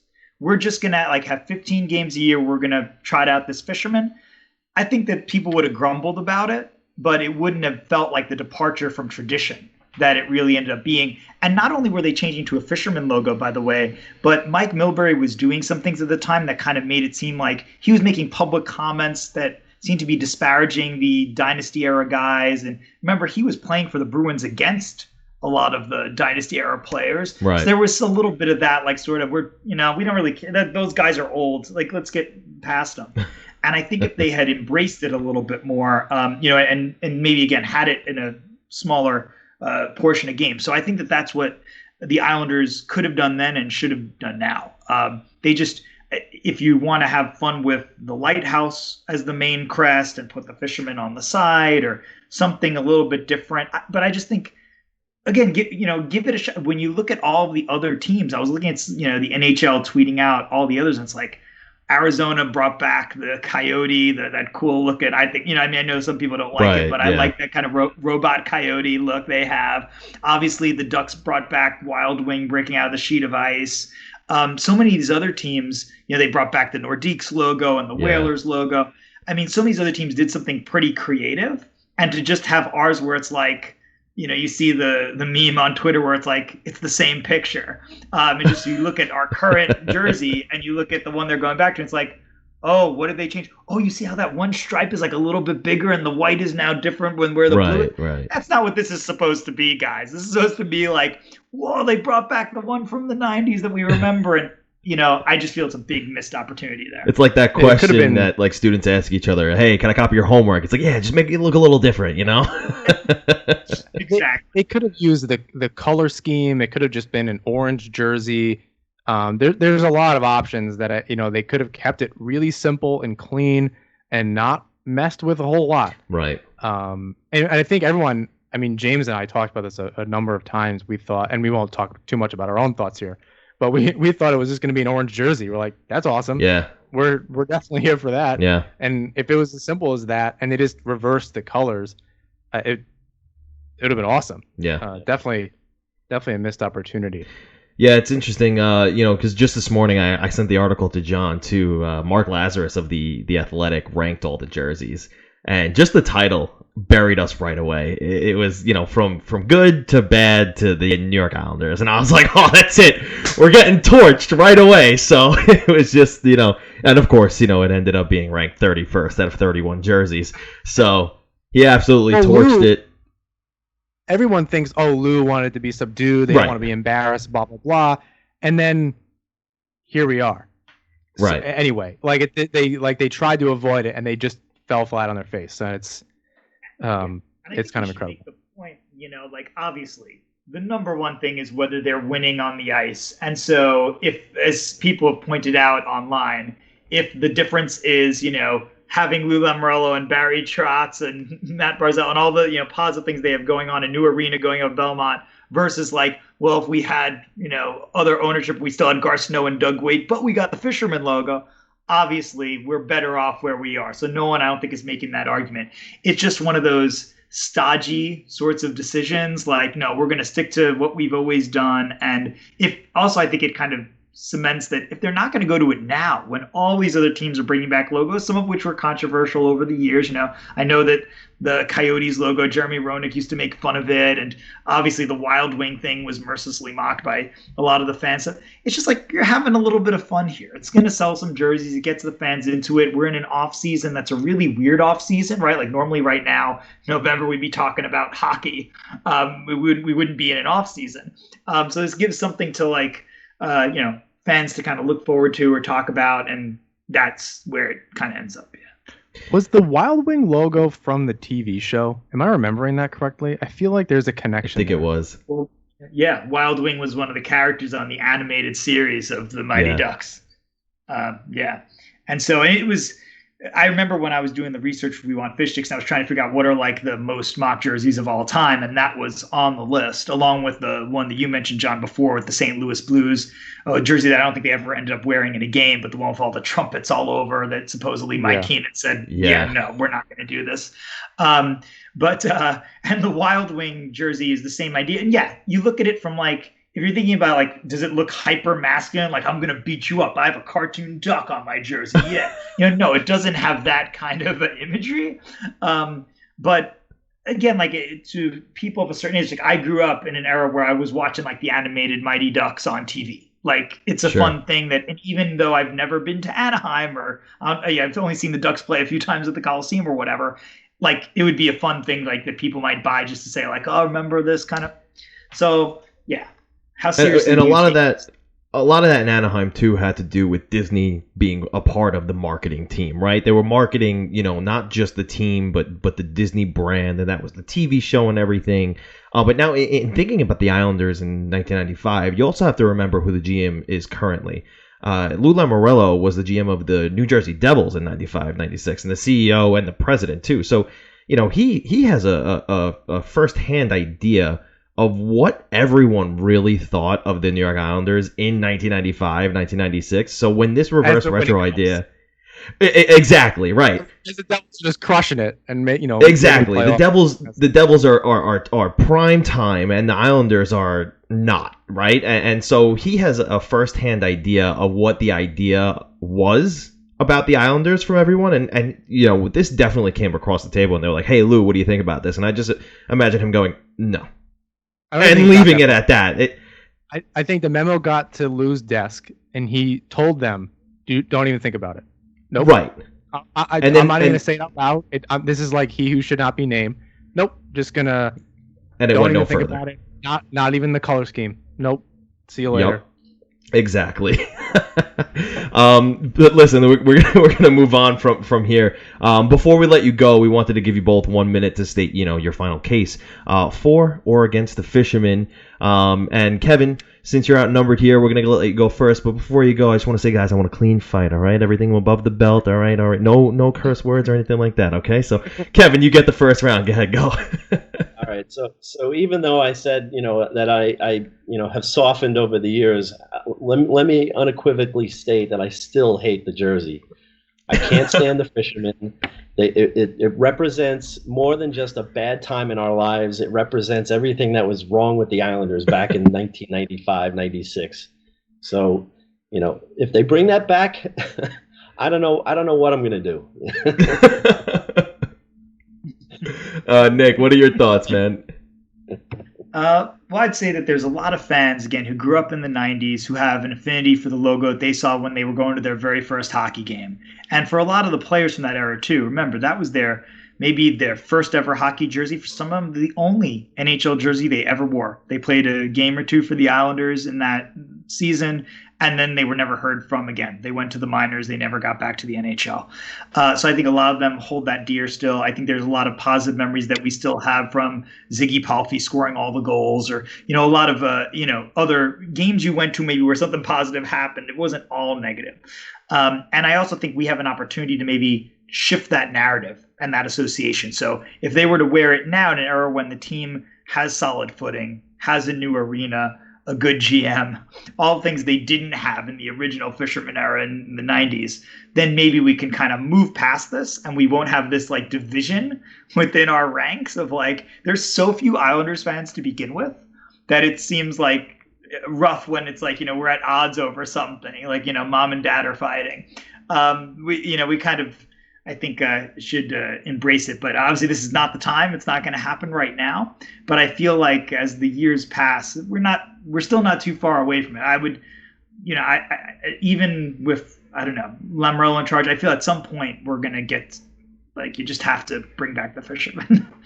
Oh, so it's almost inevitable. It's not just going to be a warm-up jersey. It's going to be some sort of integration at some point.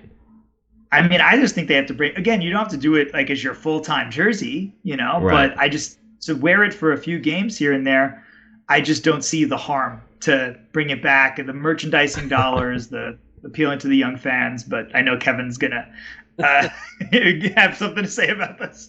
Half of the fans won't show up. Well, the same Nick, amount of Kevin fans that showed up in 1995. So, Nick, Kevin, this was great. Thank you so much for both of you to joining us.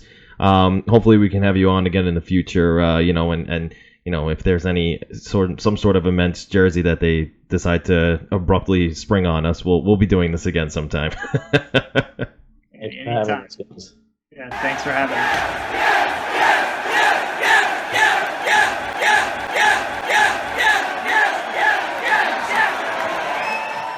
Another huge thank you to Nick and Kevin for joining us. It was great discussion on the Fisherman era, the jerseys, and the reverse retro release.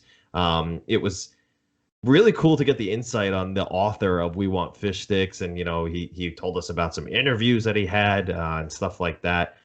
People he spoke to really high up.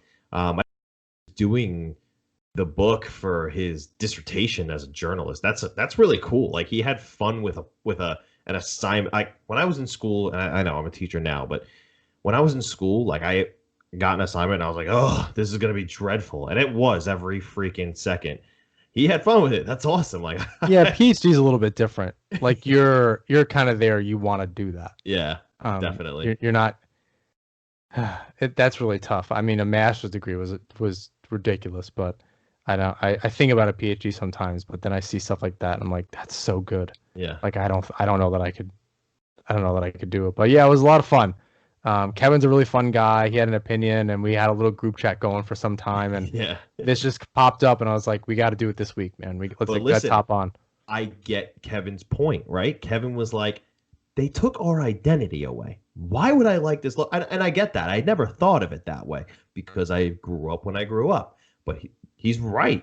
This is what he knew, and I like that. Nick gave us a perspective of the Ducks came in and the Sharks came in and they had these really cool logos, and it light bulb, boom. I was like, oh yeah, because that's all they knew. Like, that was their logo. They owned it. That's what they loved. I wonder if Ducks fans miss the Mighty Duck logo as much as we either love or hate the Fisherman.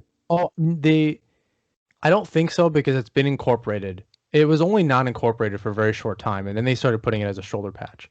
And then they brought back those orange jerseys with the Mighty Duck logo on it.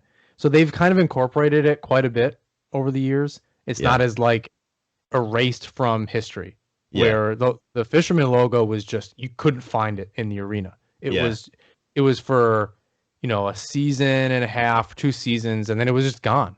Yeah. And then the Wave jersey was around for a year, and then that was it. Like Yep. you just, think people forget, and I tweeted a picture of this the other day.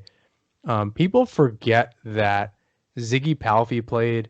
Ziggy Palffy, Trevor Linden, Brian Berard, Chara, and even Tommy Sallow. Roberto Luongo.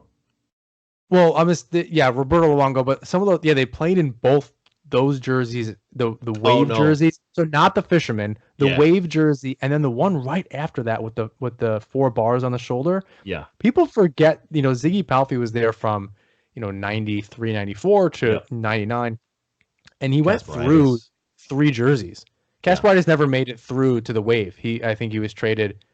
He was traded to the Penguins in the Robo Penguin years. Oh, right. So some players made it all the way through, but people forget. Like you see, there's a picture that I've used in an article on the Hockey Writers where it's Palffy in the white jersey, but with the dark navy blue and the 4 bars, and I had to check myself. I'm like, is that right? Like, Is that was he Photoshop? there? Was he there that long? And it's incredible to see that, and Yeah. it just gets me thinking quite a bit. Yeah, absolutely. This is probably a good time to move to on the island. So there was not too much that happened as far as some contracts that we're hoping will happen. Which we all know I'm talking about Matt Barzal. It doesn't sound like there's been movement. Lou keeps everything quiet, as we know. 7 or 8 by 2 or 3 years seems like where this is going. It's been the majority of discussion amongst NHL analysts and journalists and outside Islander perspectives, inside Islander perspectives. That's really where the consensus seems to be. I don't know if it's going to happen anytime soon, because again, we keep hearing there's all these rumor outlets that we're not supposed to listen to, but every once in a while they get one right. And supposedly there was more traction to another Islanders move recently. Who knows? All we know is that they still need to clear the cap room, and that's what the standstill is here. There's still not enough room in the cap to get that $7 or $8 million AAV to fit. So someone's still got to be on the move. That's what we're waiting for. It was nice that Pulak got signed. There's not enough money now in the salary cap to ink that 7 or 8 year deal. I mean, they have a 10% overage that they're allowed to do in the offseason. I'm not worried about Barzal signing. No, I'm not. I'm more interested in seeing how they do it, because, Right. Staple had an article seemingly right after we had our last episode 2 weeks ago. Maybe it was last week sometime, and we didn't have an episode. But we spoke with Joe about our line projections and things like that, and the way that Staple did it was putting Ladd on LTIR. Komarov, Boychuk, and Hickey were in Bridgeport. That's tough. So I mean, just getting Ladd on LTIR helps quite a bit, but you have to wait until physicals to do that. Right. My understanding. And that's at the beginning of training camp. Right. So that's another month from now. Yeah. And at least. We've said before too that, again, and it wasn't Lou, it was Garth Snow, but we've seen moves be made, significant ones, where we've got Letty and Boychuk a day before camp started, or the day of camp, I think, when camp started. Was it it was either the day before or the first day. Right. And they were there. They barely had time to get to town and start with the team. Right, exactly. And that's my point. We might not see another move until that time. So, and we're only going to see someone going out. I mean, Ladd opening up his contract, is it $5.5 or $6 million? Who? Ladd? 5.5. So that alone gives Barzal the room that he needs. Yeah. So then you're kind of messing around and trying to do you bring in back Andy Green?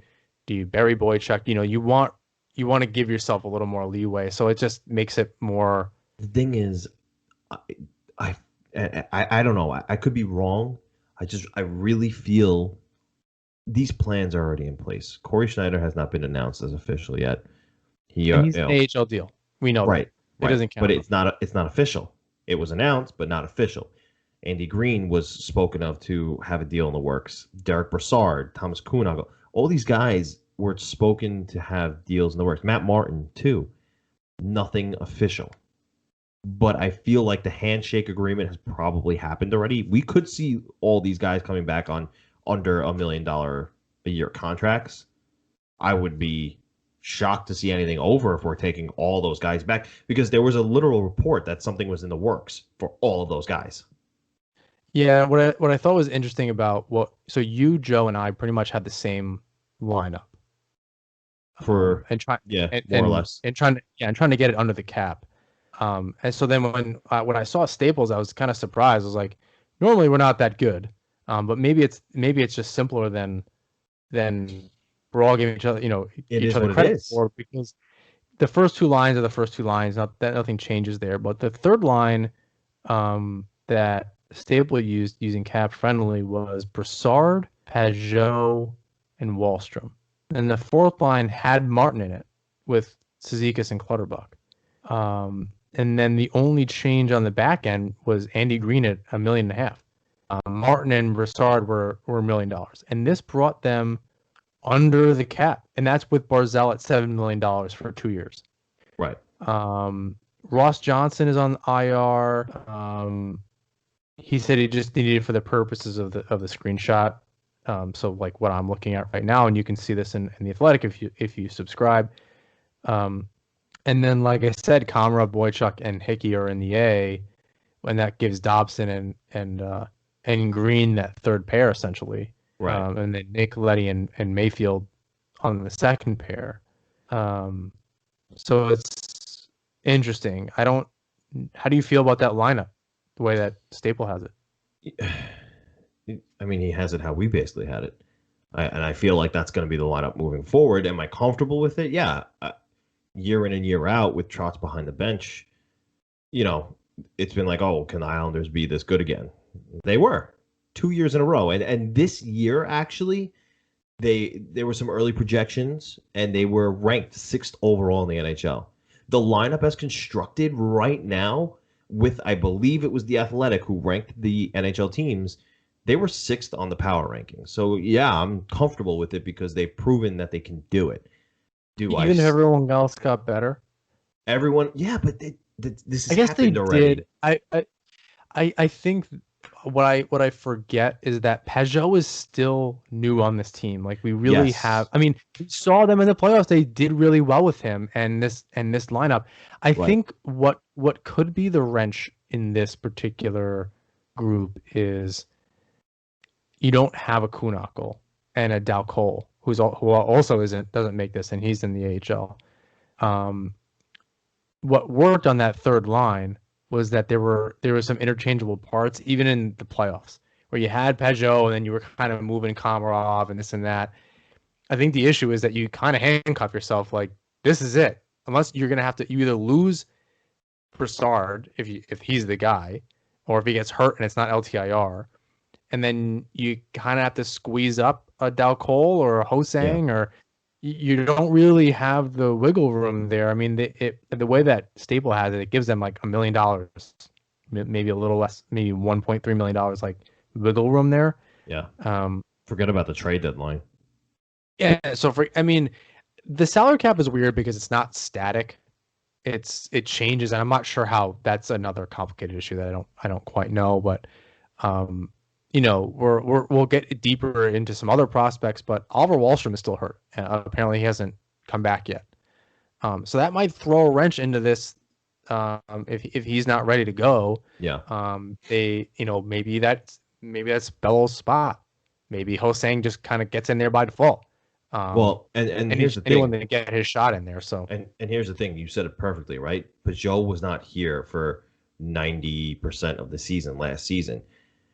That alone makes them better because now the third line has at least one part of an identity. Whereas, as opposed to the past 2 seasons, it was like we always say, a revolving door. So this is where they still improve, because with Pajot centering the third line, there's consistency. Now, Add on the fact that Wallstrom, Bellows, Hosang, any of those kids have not played with a center as good as JG Pajot. Yeah, which That we've improves said before. that improves their game.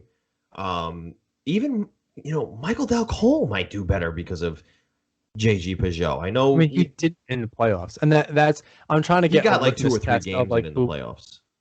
Yeah, but he didn't play any different than he normally did, which is to say not good.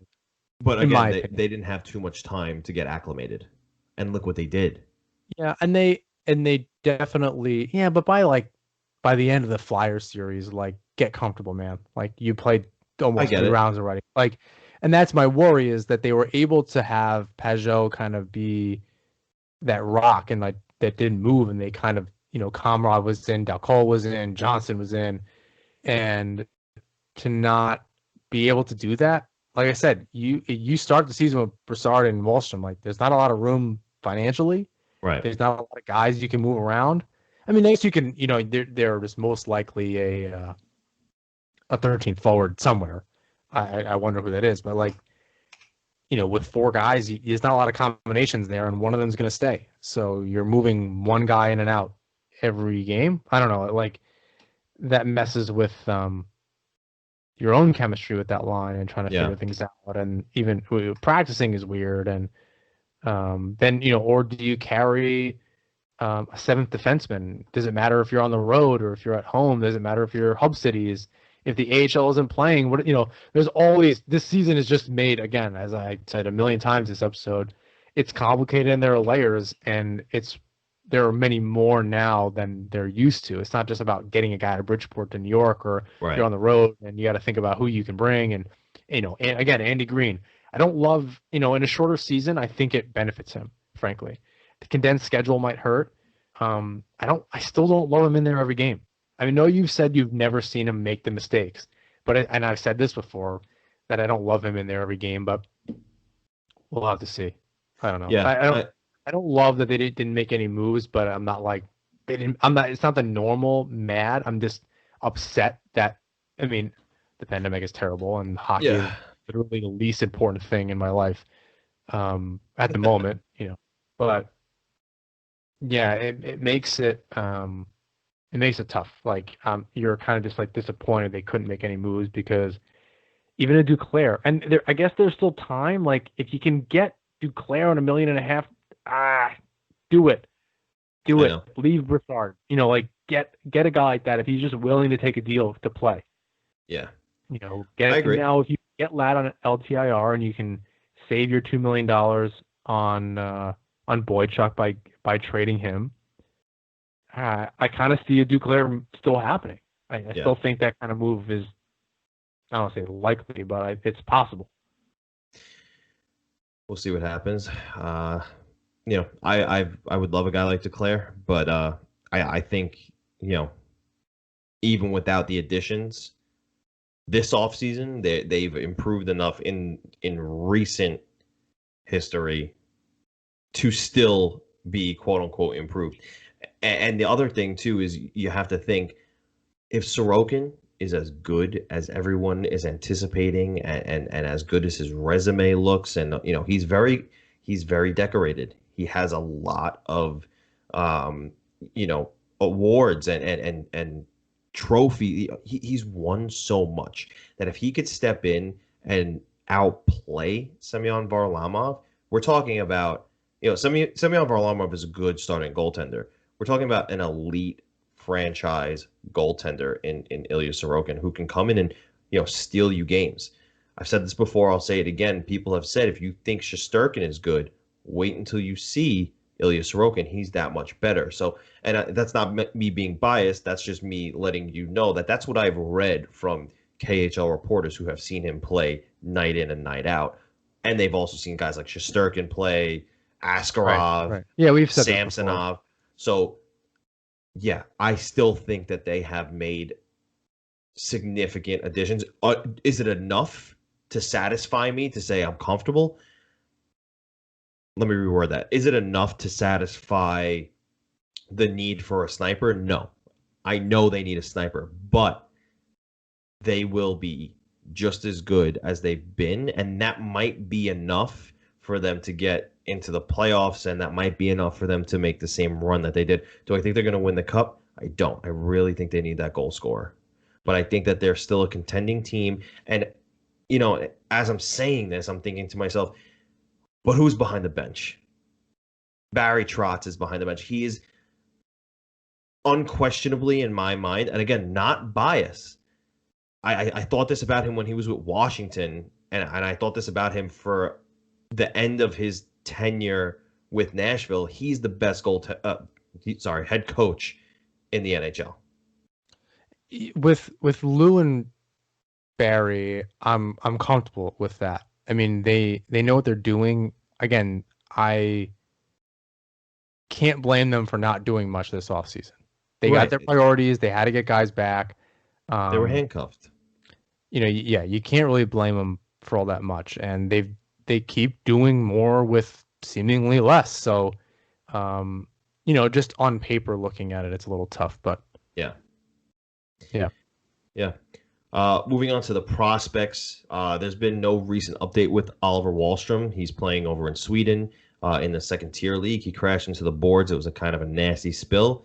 He hasn't played since, but no like major surgeries or anything. He's nothing reported anyway. Like I said that earlier, just about him making the roster. It's it's possible that spot opens up as Staples put him in there, but there's not been an update. Hopefully, by the time the season starts, he's all right.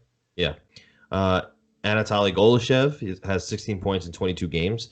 Last season, he had 28 points in 38 games. So you're looking at a possible. I don't know what his future looks like. I don't know how badly he wants to come to the NHL. He might be one of those career KHL guys, but the Islanders have the rights to him as of right now. And he looks like he could be a decent middle six option if he decides he wants to make the jump. Yeah, I see him kind of as a third line guy just based on how his points project to be in the NHL, based on what he's done in the last 5 years. He's 25, 26 years old. And he has a lot of experience in the KHL playing with, grown men, which is good. So, if he can come over and play defense and, play like with a guy like Peugeot, that could be really good. I believe that he has an out option after this season. So it's possible that coming out of the expansion draft, if the Islanders need a cheap option and the cap doesn't go up and things like that, and they get Hostings off the books and Dalcole's off the books, and they need somebody like that, he can play in the AHL. He could be a 13th forward playing in the NHL. So, I kind of saw that stat come up, and I thought it was, had to look into that. And I know he was here for a training camp not long ago, and so hopefully he can maybe prove something, because we could use one of those guys again, like another cheap option that comes over from the KHL that has experience in the pros. So that'd be great. Continuing to prospects, out of Koivu looks pretty good. He's got 5 points in 7 games for Helsinki in the top Finnish league. He scored a sick goal the other day. It was a nice backhanded top shelf goal. Yeah, it's good. It's good to see that. I know he's disappointed. There's not a ton of room, and it's tough that they moved him to center, and that's where they see him. Because maybe that third line, he's a big kid too. Well, they maybe moved him that to third center. line role could have been great. They moved him to center before they got Peugeot. Well before they got Peugeot too. Yeah, I'm gonna say it's different. I'm just saying it could have been. And he's got good size, so he could make it on the wing and be a decent power forward. In the future. I don't know if they want to move him. I could see him being as a part of a deal to move a guy like maybe Boychuk or something, that teams would only accept that kind of a deal if he's included. He's not quite, elite potential, but he could be a top 6, middle 6 guy. Yeah, you just hope he has a future with the Islanders. I don't see, unless he can be a fourth line guy. I don't want to see. I know Cizikas needs a new deal after this year. Yeah. I still think he can come back on a cheaper deal. I hope he does. He's still got a lot in the tank. I think he's our age, like 30, whatever. I'm not 30. So I guess I'll speak for myself. I'm not 30 yet, but we're counting down here. But we're not 30. We're getting there though. So no, but he's 29, 30, 31, something like Right, that. So yeah. and he's got plenty in the tank.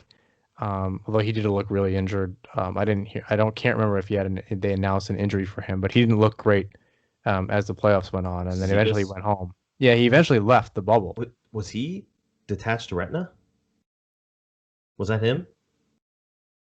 I don't know. I think that was I him. I can't remember. Anyway, he didn't look great. I hope he's fully recovered because he's the engine on that. I think he's one of the more Agreed. important Islanders. Next to Barzell, he really gets that energy going. Yeah, It's just start of the absolutely. period. I always see his legs moving. Hope he can come back full force, and then again that he can stay on a cheap deal moving Yeah. forward.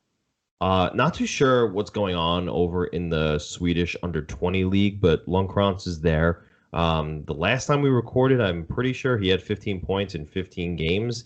And as it stands of today, as you're listening to this, he's got 15 points in 16 games. I didn't see anything on him being injured. I'm not sure. Maybe their schedules are a little messed up. Haven't kept too up to date with what's going on day to day in that league. But in 16 games, Lundkrantz has 15 points, which is encouraging. It's an under 20 league, but hopefully he could keep that up in a men's league. We'll see how he pans out moving forward. But it's time. It is time to talk about the New York Islanders reverse retro jerseys. Before we get to this, really quick, because I didn't get to say this before, about like around the league. What I thought was interesting, and this will tie into the Islanders eventually. What I thought was interesting about these jerseys is that some teams did the previous franchises that were in their city team, and some teams went with the theme where their franchise came from. Right. So the Wild and the Jets paid homage to cities, past franchises in their cities. Carolina and Colorado went with defunct teams. Right. And I mean the Whalers logo is straight up. That's the jersey. They didn't really do much. I think it's like kind of grayish looking. It is. But, It is. Again, I think they've done blue. They've done, Yeah. gray is in their jerseys in the mid '90s. So I think that's probably where the throwback is. I can't recall the number on the collar. But I thought it was interesting that there was not a lot of consistency. I think I see what Colorado did with the Nordiques jersey, and I go, oh man, maybe a Canes jersey with the Hartford, the Whalers colors would have been cool. Yeah. But I don't like dislike the either one of the other, right? Like the Wild did that as well. Yeah.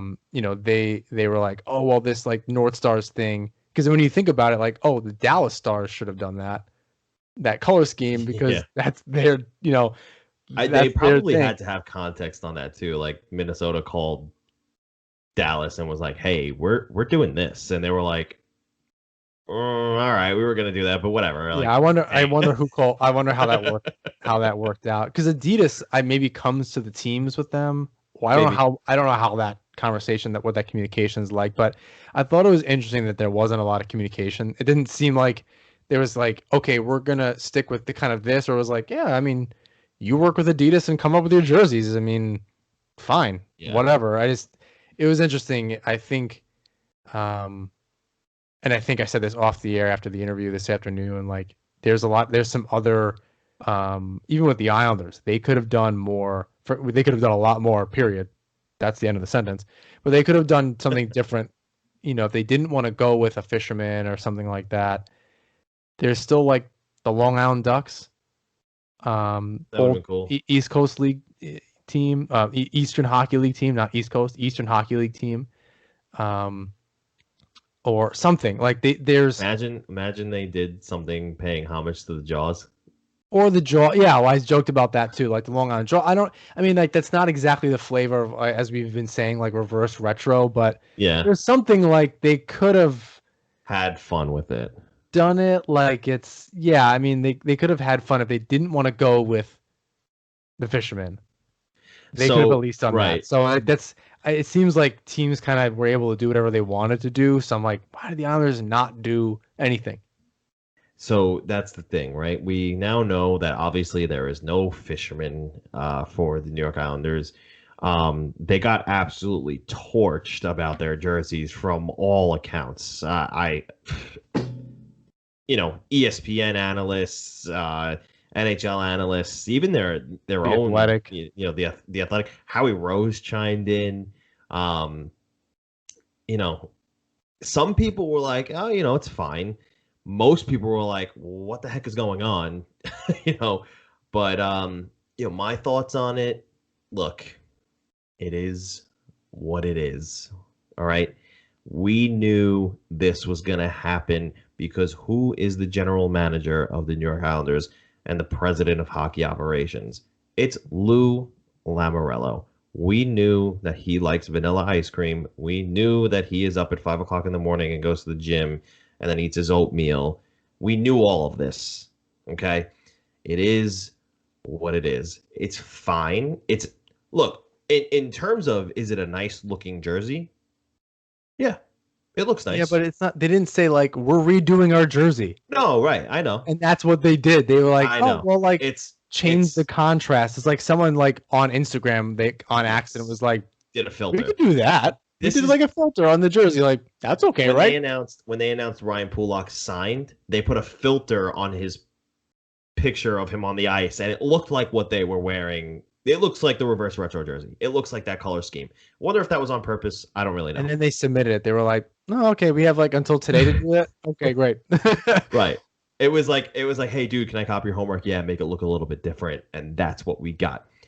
But I digress. Listen, the Islanders could wear garbage bags for all I care. If they're winning, it doesn't matter. I get there's no hockey right now.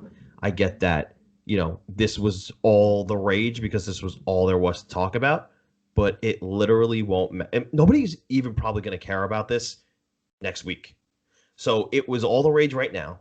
When they wear it in the regular season, there's probably going to be a stir up initially, unless the whole uniform is blow me away nice, but it doesn't matter. The Islanders, so we assume, are going to contend for the playoffs. The Islanders are going to be one of the top teams in the NHL this year. They could wear literal garbage bags. And I know some of you are going to come at me and say, well, these are garbage bags. I don't really care because they could wear them. And yeah, see, there it is. They could wear them if they're winning. I don't care. Just win. I see that to a point. Just be fun. Which it's just and we were right before we started recording. What did the New York Islanders also drop today?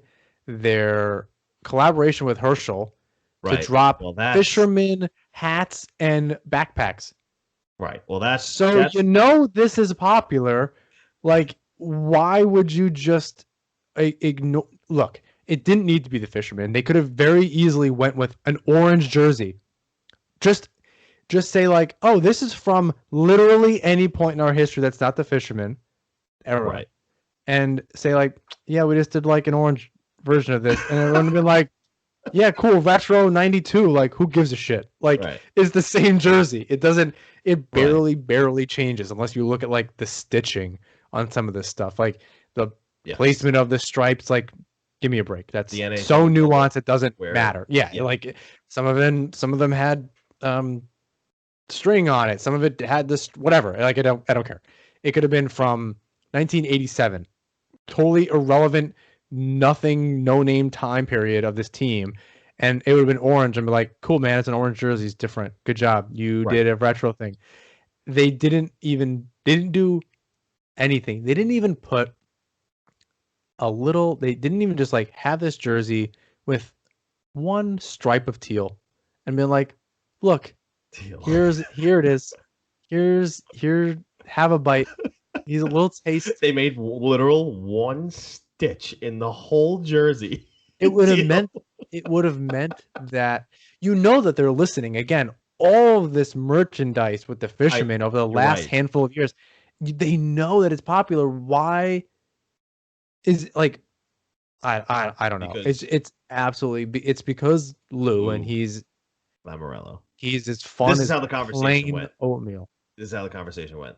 Lou, we're thinking about doing this. They slid the blueprints across the table. No. No, I don't. Don't bring it up again. I don't even think it got that far. I think as soon as Lou heard this was happening, he had a conference call and just said, "No." I heard your thoughts. Nope. He's like, shut this it down. he called the marketing department, the director of marketing, and just said, "Don't even think about it." I saw he was copied on the email or carrier pigeon or whatever Lou Lamoriello uses, and nope, don't even think about it. We're not doing it. I know the line that you're drawing right now. Stop drawing the hat of the fisherman. Put the pencil down. We're not doing it. And then they were like, "Well, what about the one right after that?" And he's like, "No, not even that. Nope. No waves. No way. Nope. Just nope." You know what would be really great if we took our home jerseys, we made them darker. Are you with me on this? And everybody's like, "Okay, Lou." I think it's where you say boss. Yeah, and I think it's funny, and we were talking about it a little bit, I think right before we hopped on. And I said this about the other teams with the marketing. If they were going to do a reverse retro and they went with a darker blue, do 2001, 2002. Put the 4 stripes on the shoulders. 4 stripes, make it, if it was going to be plain and boring, put the stripe on. It makes it, that's the 4 bars. It makes it a little bit different. It's distinct time period in Islanders history. And it scratches a huge itch for our age group in particular that grew up with a fisherman that has an affinity for that. But what we remember, one of our first memories is that of the Islanders being successful is that Bates penalty shot. Why not bring these guys back? The Pekkas, even the Osgoods, the Schlund Bates, the Jason Blakes, have them model these jerseys, have them interact with the fans when we're allowed to do stuff like that. The Trent Hunters. Sorry. The Trent Hunters. All that kind of stuff. That means something to us, right? Because that's our group. So why not? If you're gonna do a nothing jersey, at least own it and say like, "Yep, this is 2002. This is a huge moment in our history. The Coliseum's never been louder." Blah blah blah. And if you're gonna, they put so much weight on the dynasty. That's true. Of my issue. Don't forget it. It's important. I love Butch on the call. I love that they just retired his number. There's probably still guys that they're going to do that with, or at least have honorary nights for. But our age group is a big part of the fans at this point. Yeah. Like, give us a bone here, man. Like, don't just, all right, you're not going to do the fisherman. I can kind of understand that. But something like, give us a guy I know it would be tough to bring back like a Yashin because we paid him until like yesterday. But you know what I mean? Like, bring back I know that we remember, that Mark Parrish, who like everyone loves from Staples podcast. He's still affiliated. He works with Staple on the No Sleep Till Belmont.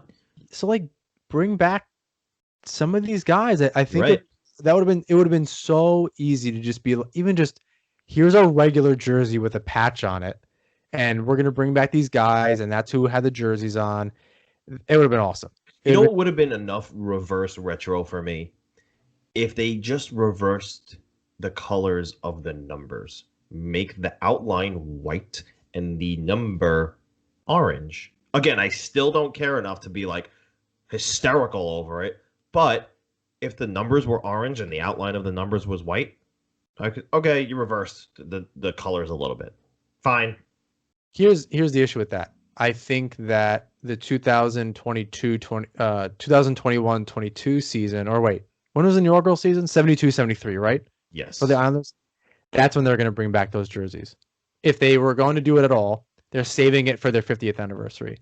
They're not going to do it. They're not going to waste it on this. Okay. They've done it before, but they didn't even do it all the way. They did that at 40 years? I think they did that in. Oh no, that was in like. That was when they were closing down Nassau Coliseum. Right, and they did 43 years. So, but they didn't do the nameplates. Or I guess they didn't have nameplates, but they should have. They didn't have nameplates. They did white names. That looked super weird. Just if they're gonna do it one way, do it the whole way. The whole way. And if it's a jersey you're not wearing all the time, to call it the league, don't have the nameplates on it Yeah. or whatever. I figure it out. But I have a feeling that that's what they're going to wait. They're going to wait for 50 years and Could do be. it that way. Could They be. bring back Westfall and some of these guys and Which would be, yeah, that'll be great. I hope they do all of that. But I think the important thing here is the takeaway from this shouldn't be, oh, you're a fan of the Fisherman? I don't like you. Oh, you're not a fan of the Fisherman? I don't like you. It should be, okay, whatever. My team is good. My team is good. They could wear anything. It doesn't matter. They're going to win games. I'm disappointed. They could have had fun with it. They didn't. We shouldn't be tearing each other apart about this. Okay? Yeah, it's not worth It's not worth it. actual arguments about. I think we're all just itching for something Fine. something fun, something different, something hockey related to talk about that, when people don't have podcasts and can't yell for 2 hours about absolute nonsense, you need a release, right? Yeah, and I get it. I kind of get it. Nick and Kevin were, kind of voicing their concerns, their thoughts about the Fishermen and things. And I definitely understand, as you mentioned earlier, that it was kind of like being the dynasty and the team's kind of identity being ripped away from them. But I think about it, from our perspective, and I know I'm only a couple of years older, but it makes a difference when I remember all my earliest stuff. When my grandpa started bringing me to games, it was all Fisherman stuff. That was what was available. There wasn't anything else. Right.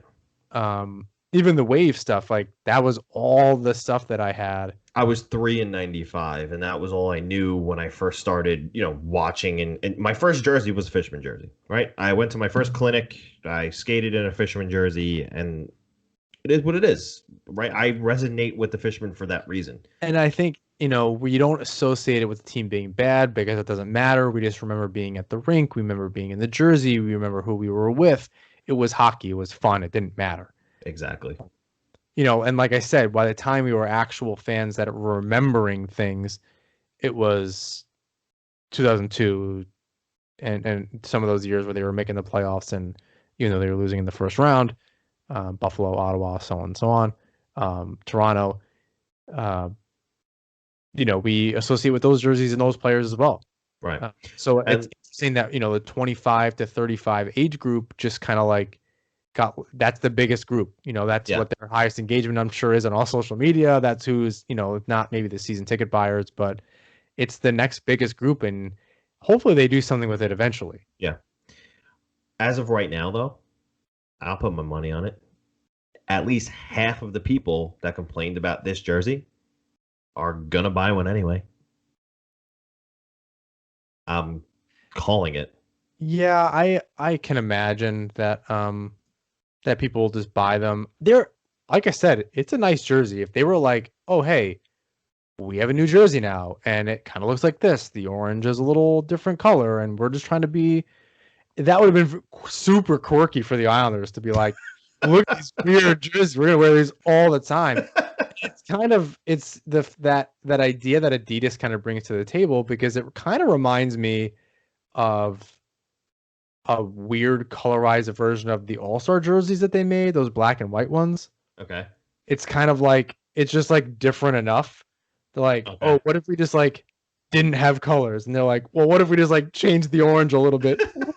They giggle and walk away all right, I guess do you Islanders super weird. I'm gonna put ketchup and mustard on my hot dog today. Oh my god, I'm super weird. Lou's gonna come out of nowhere and smack the ketchup and be like, "No, not today." I know exactly. It's we're not. No, we don't do that in this house. Get your arms out of your sleeves, and we don't do that. I don't care how cold you are. We look like adults. I'm I'm 5. Shut up. No. But that's the thinking about it like that. It's not Islander orange. From what I saw, the blue is whatever. But it's. The whole thing is whatever. We're disappointed. That's enough. Stop tearing each other apart about it. I think to we were saying we're giving a lot of these teams credit and all this stuff. And I understand like they updated the down the logo and now it has the 3 bars on it. And you know what they did? They were like, oh yeah, we're gonna leave the 4. Like we're not even gonna do the full retro where it's like what was on the 3 team bars. on the logo and just had like they were just like, no, There's we're gonna nothing- leave it the same. There's nothing retro or reversed about it. It's just a different It's color home jersey. it's a different color home jersey in a different order of the striping, and Right. it is the 1980 home jersey reverse. So it is. Fine. It's not that different. And then you didn't change the logo. The actual crest is the modern crest. You didn't change it. Like, Whatever. I mean, they like they did they changed modern crests to have old colors.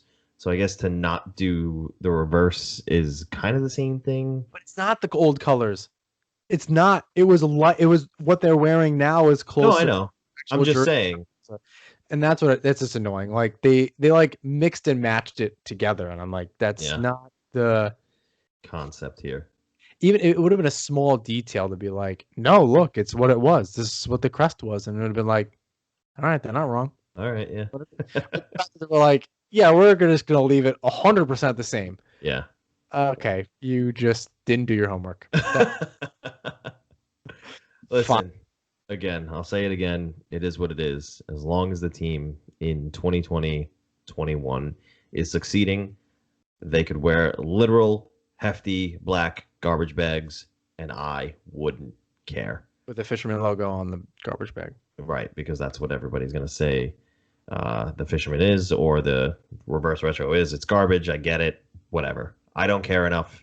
When they wear it, I'm not going to care. When they don't wear it, I'm not going to care because they're going to be winning games. And that's the bottom line. Agree? I agree. Yeah. We can put it to bed. That's fine. To put to bed. Nobody's going to be talking about it next week anyway. I think that about wraps it up for us this week, man. Thank you to everyone who is listening right now. Please rate, review, and subscribe wherever you listen to the show. You can follow us on Twitter and Instagram at Nassaumen Hockey and find all of our work at The Hockey Writers. And you can pick up some of our NHP merch by checking out our Twitter bio. Until next time, everybody, let's go.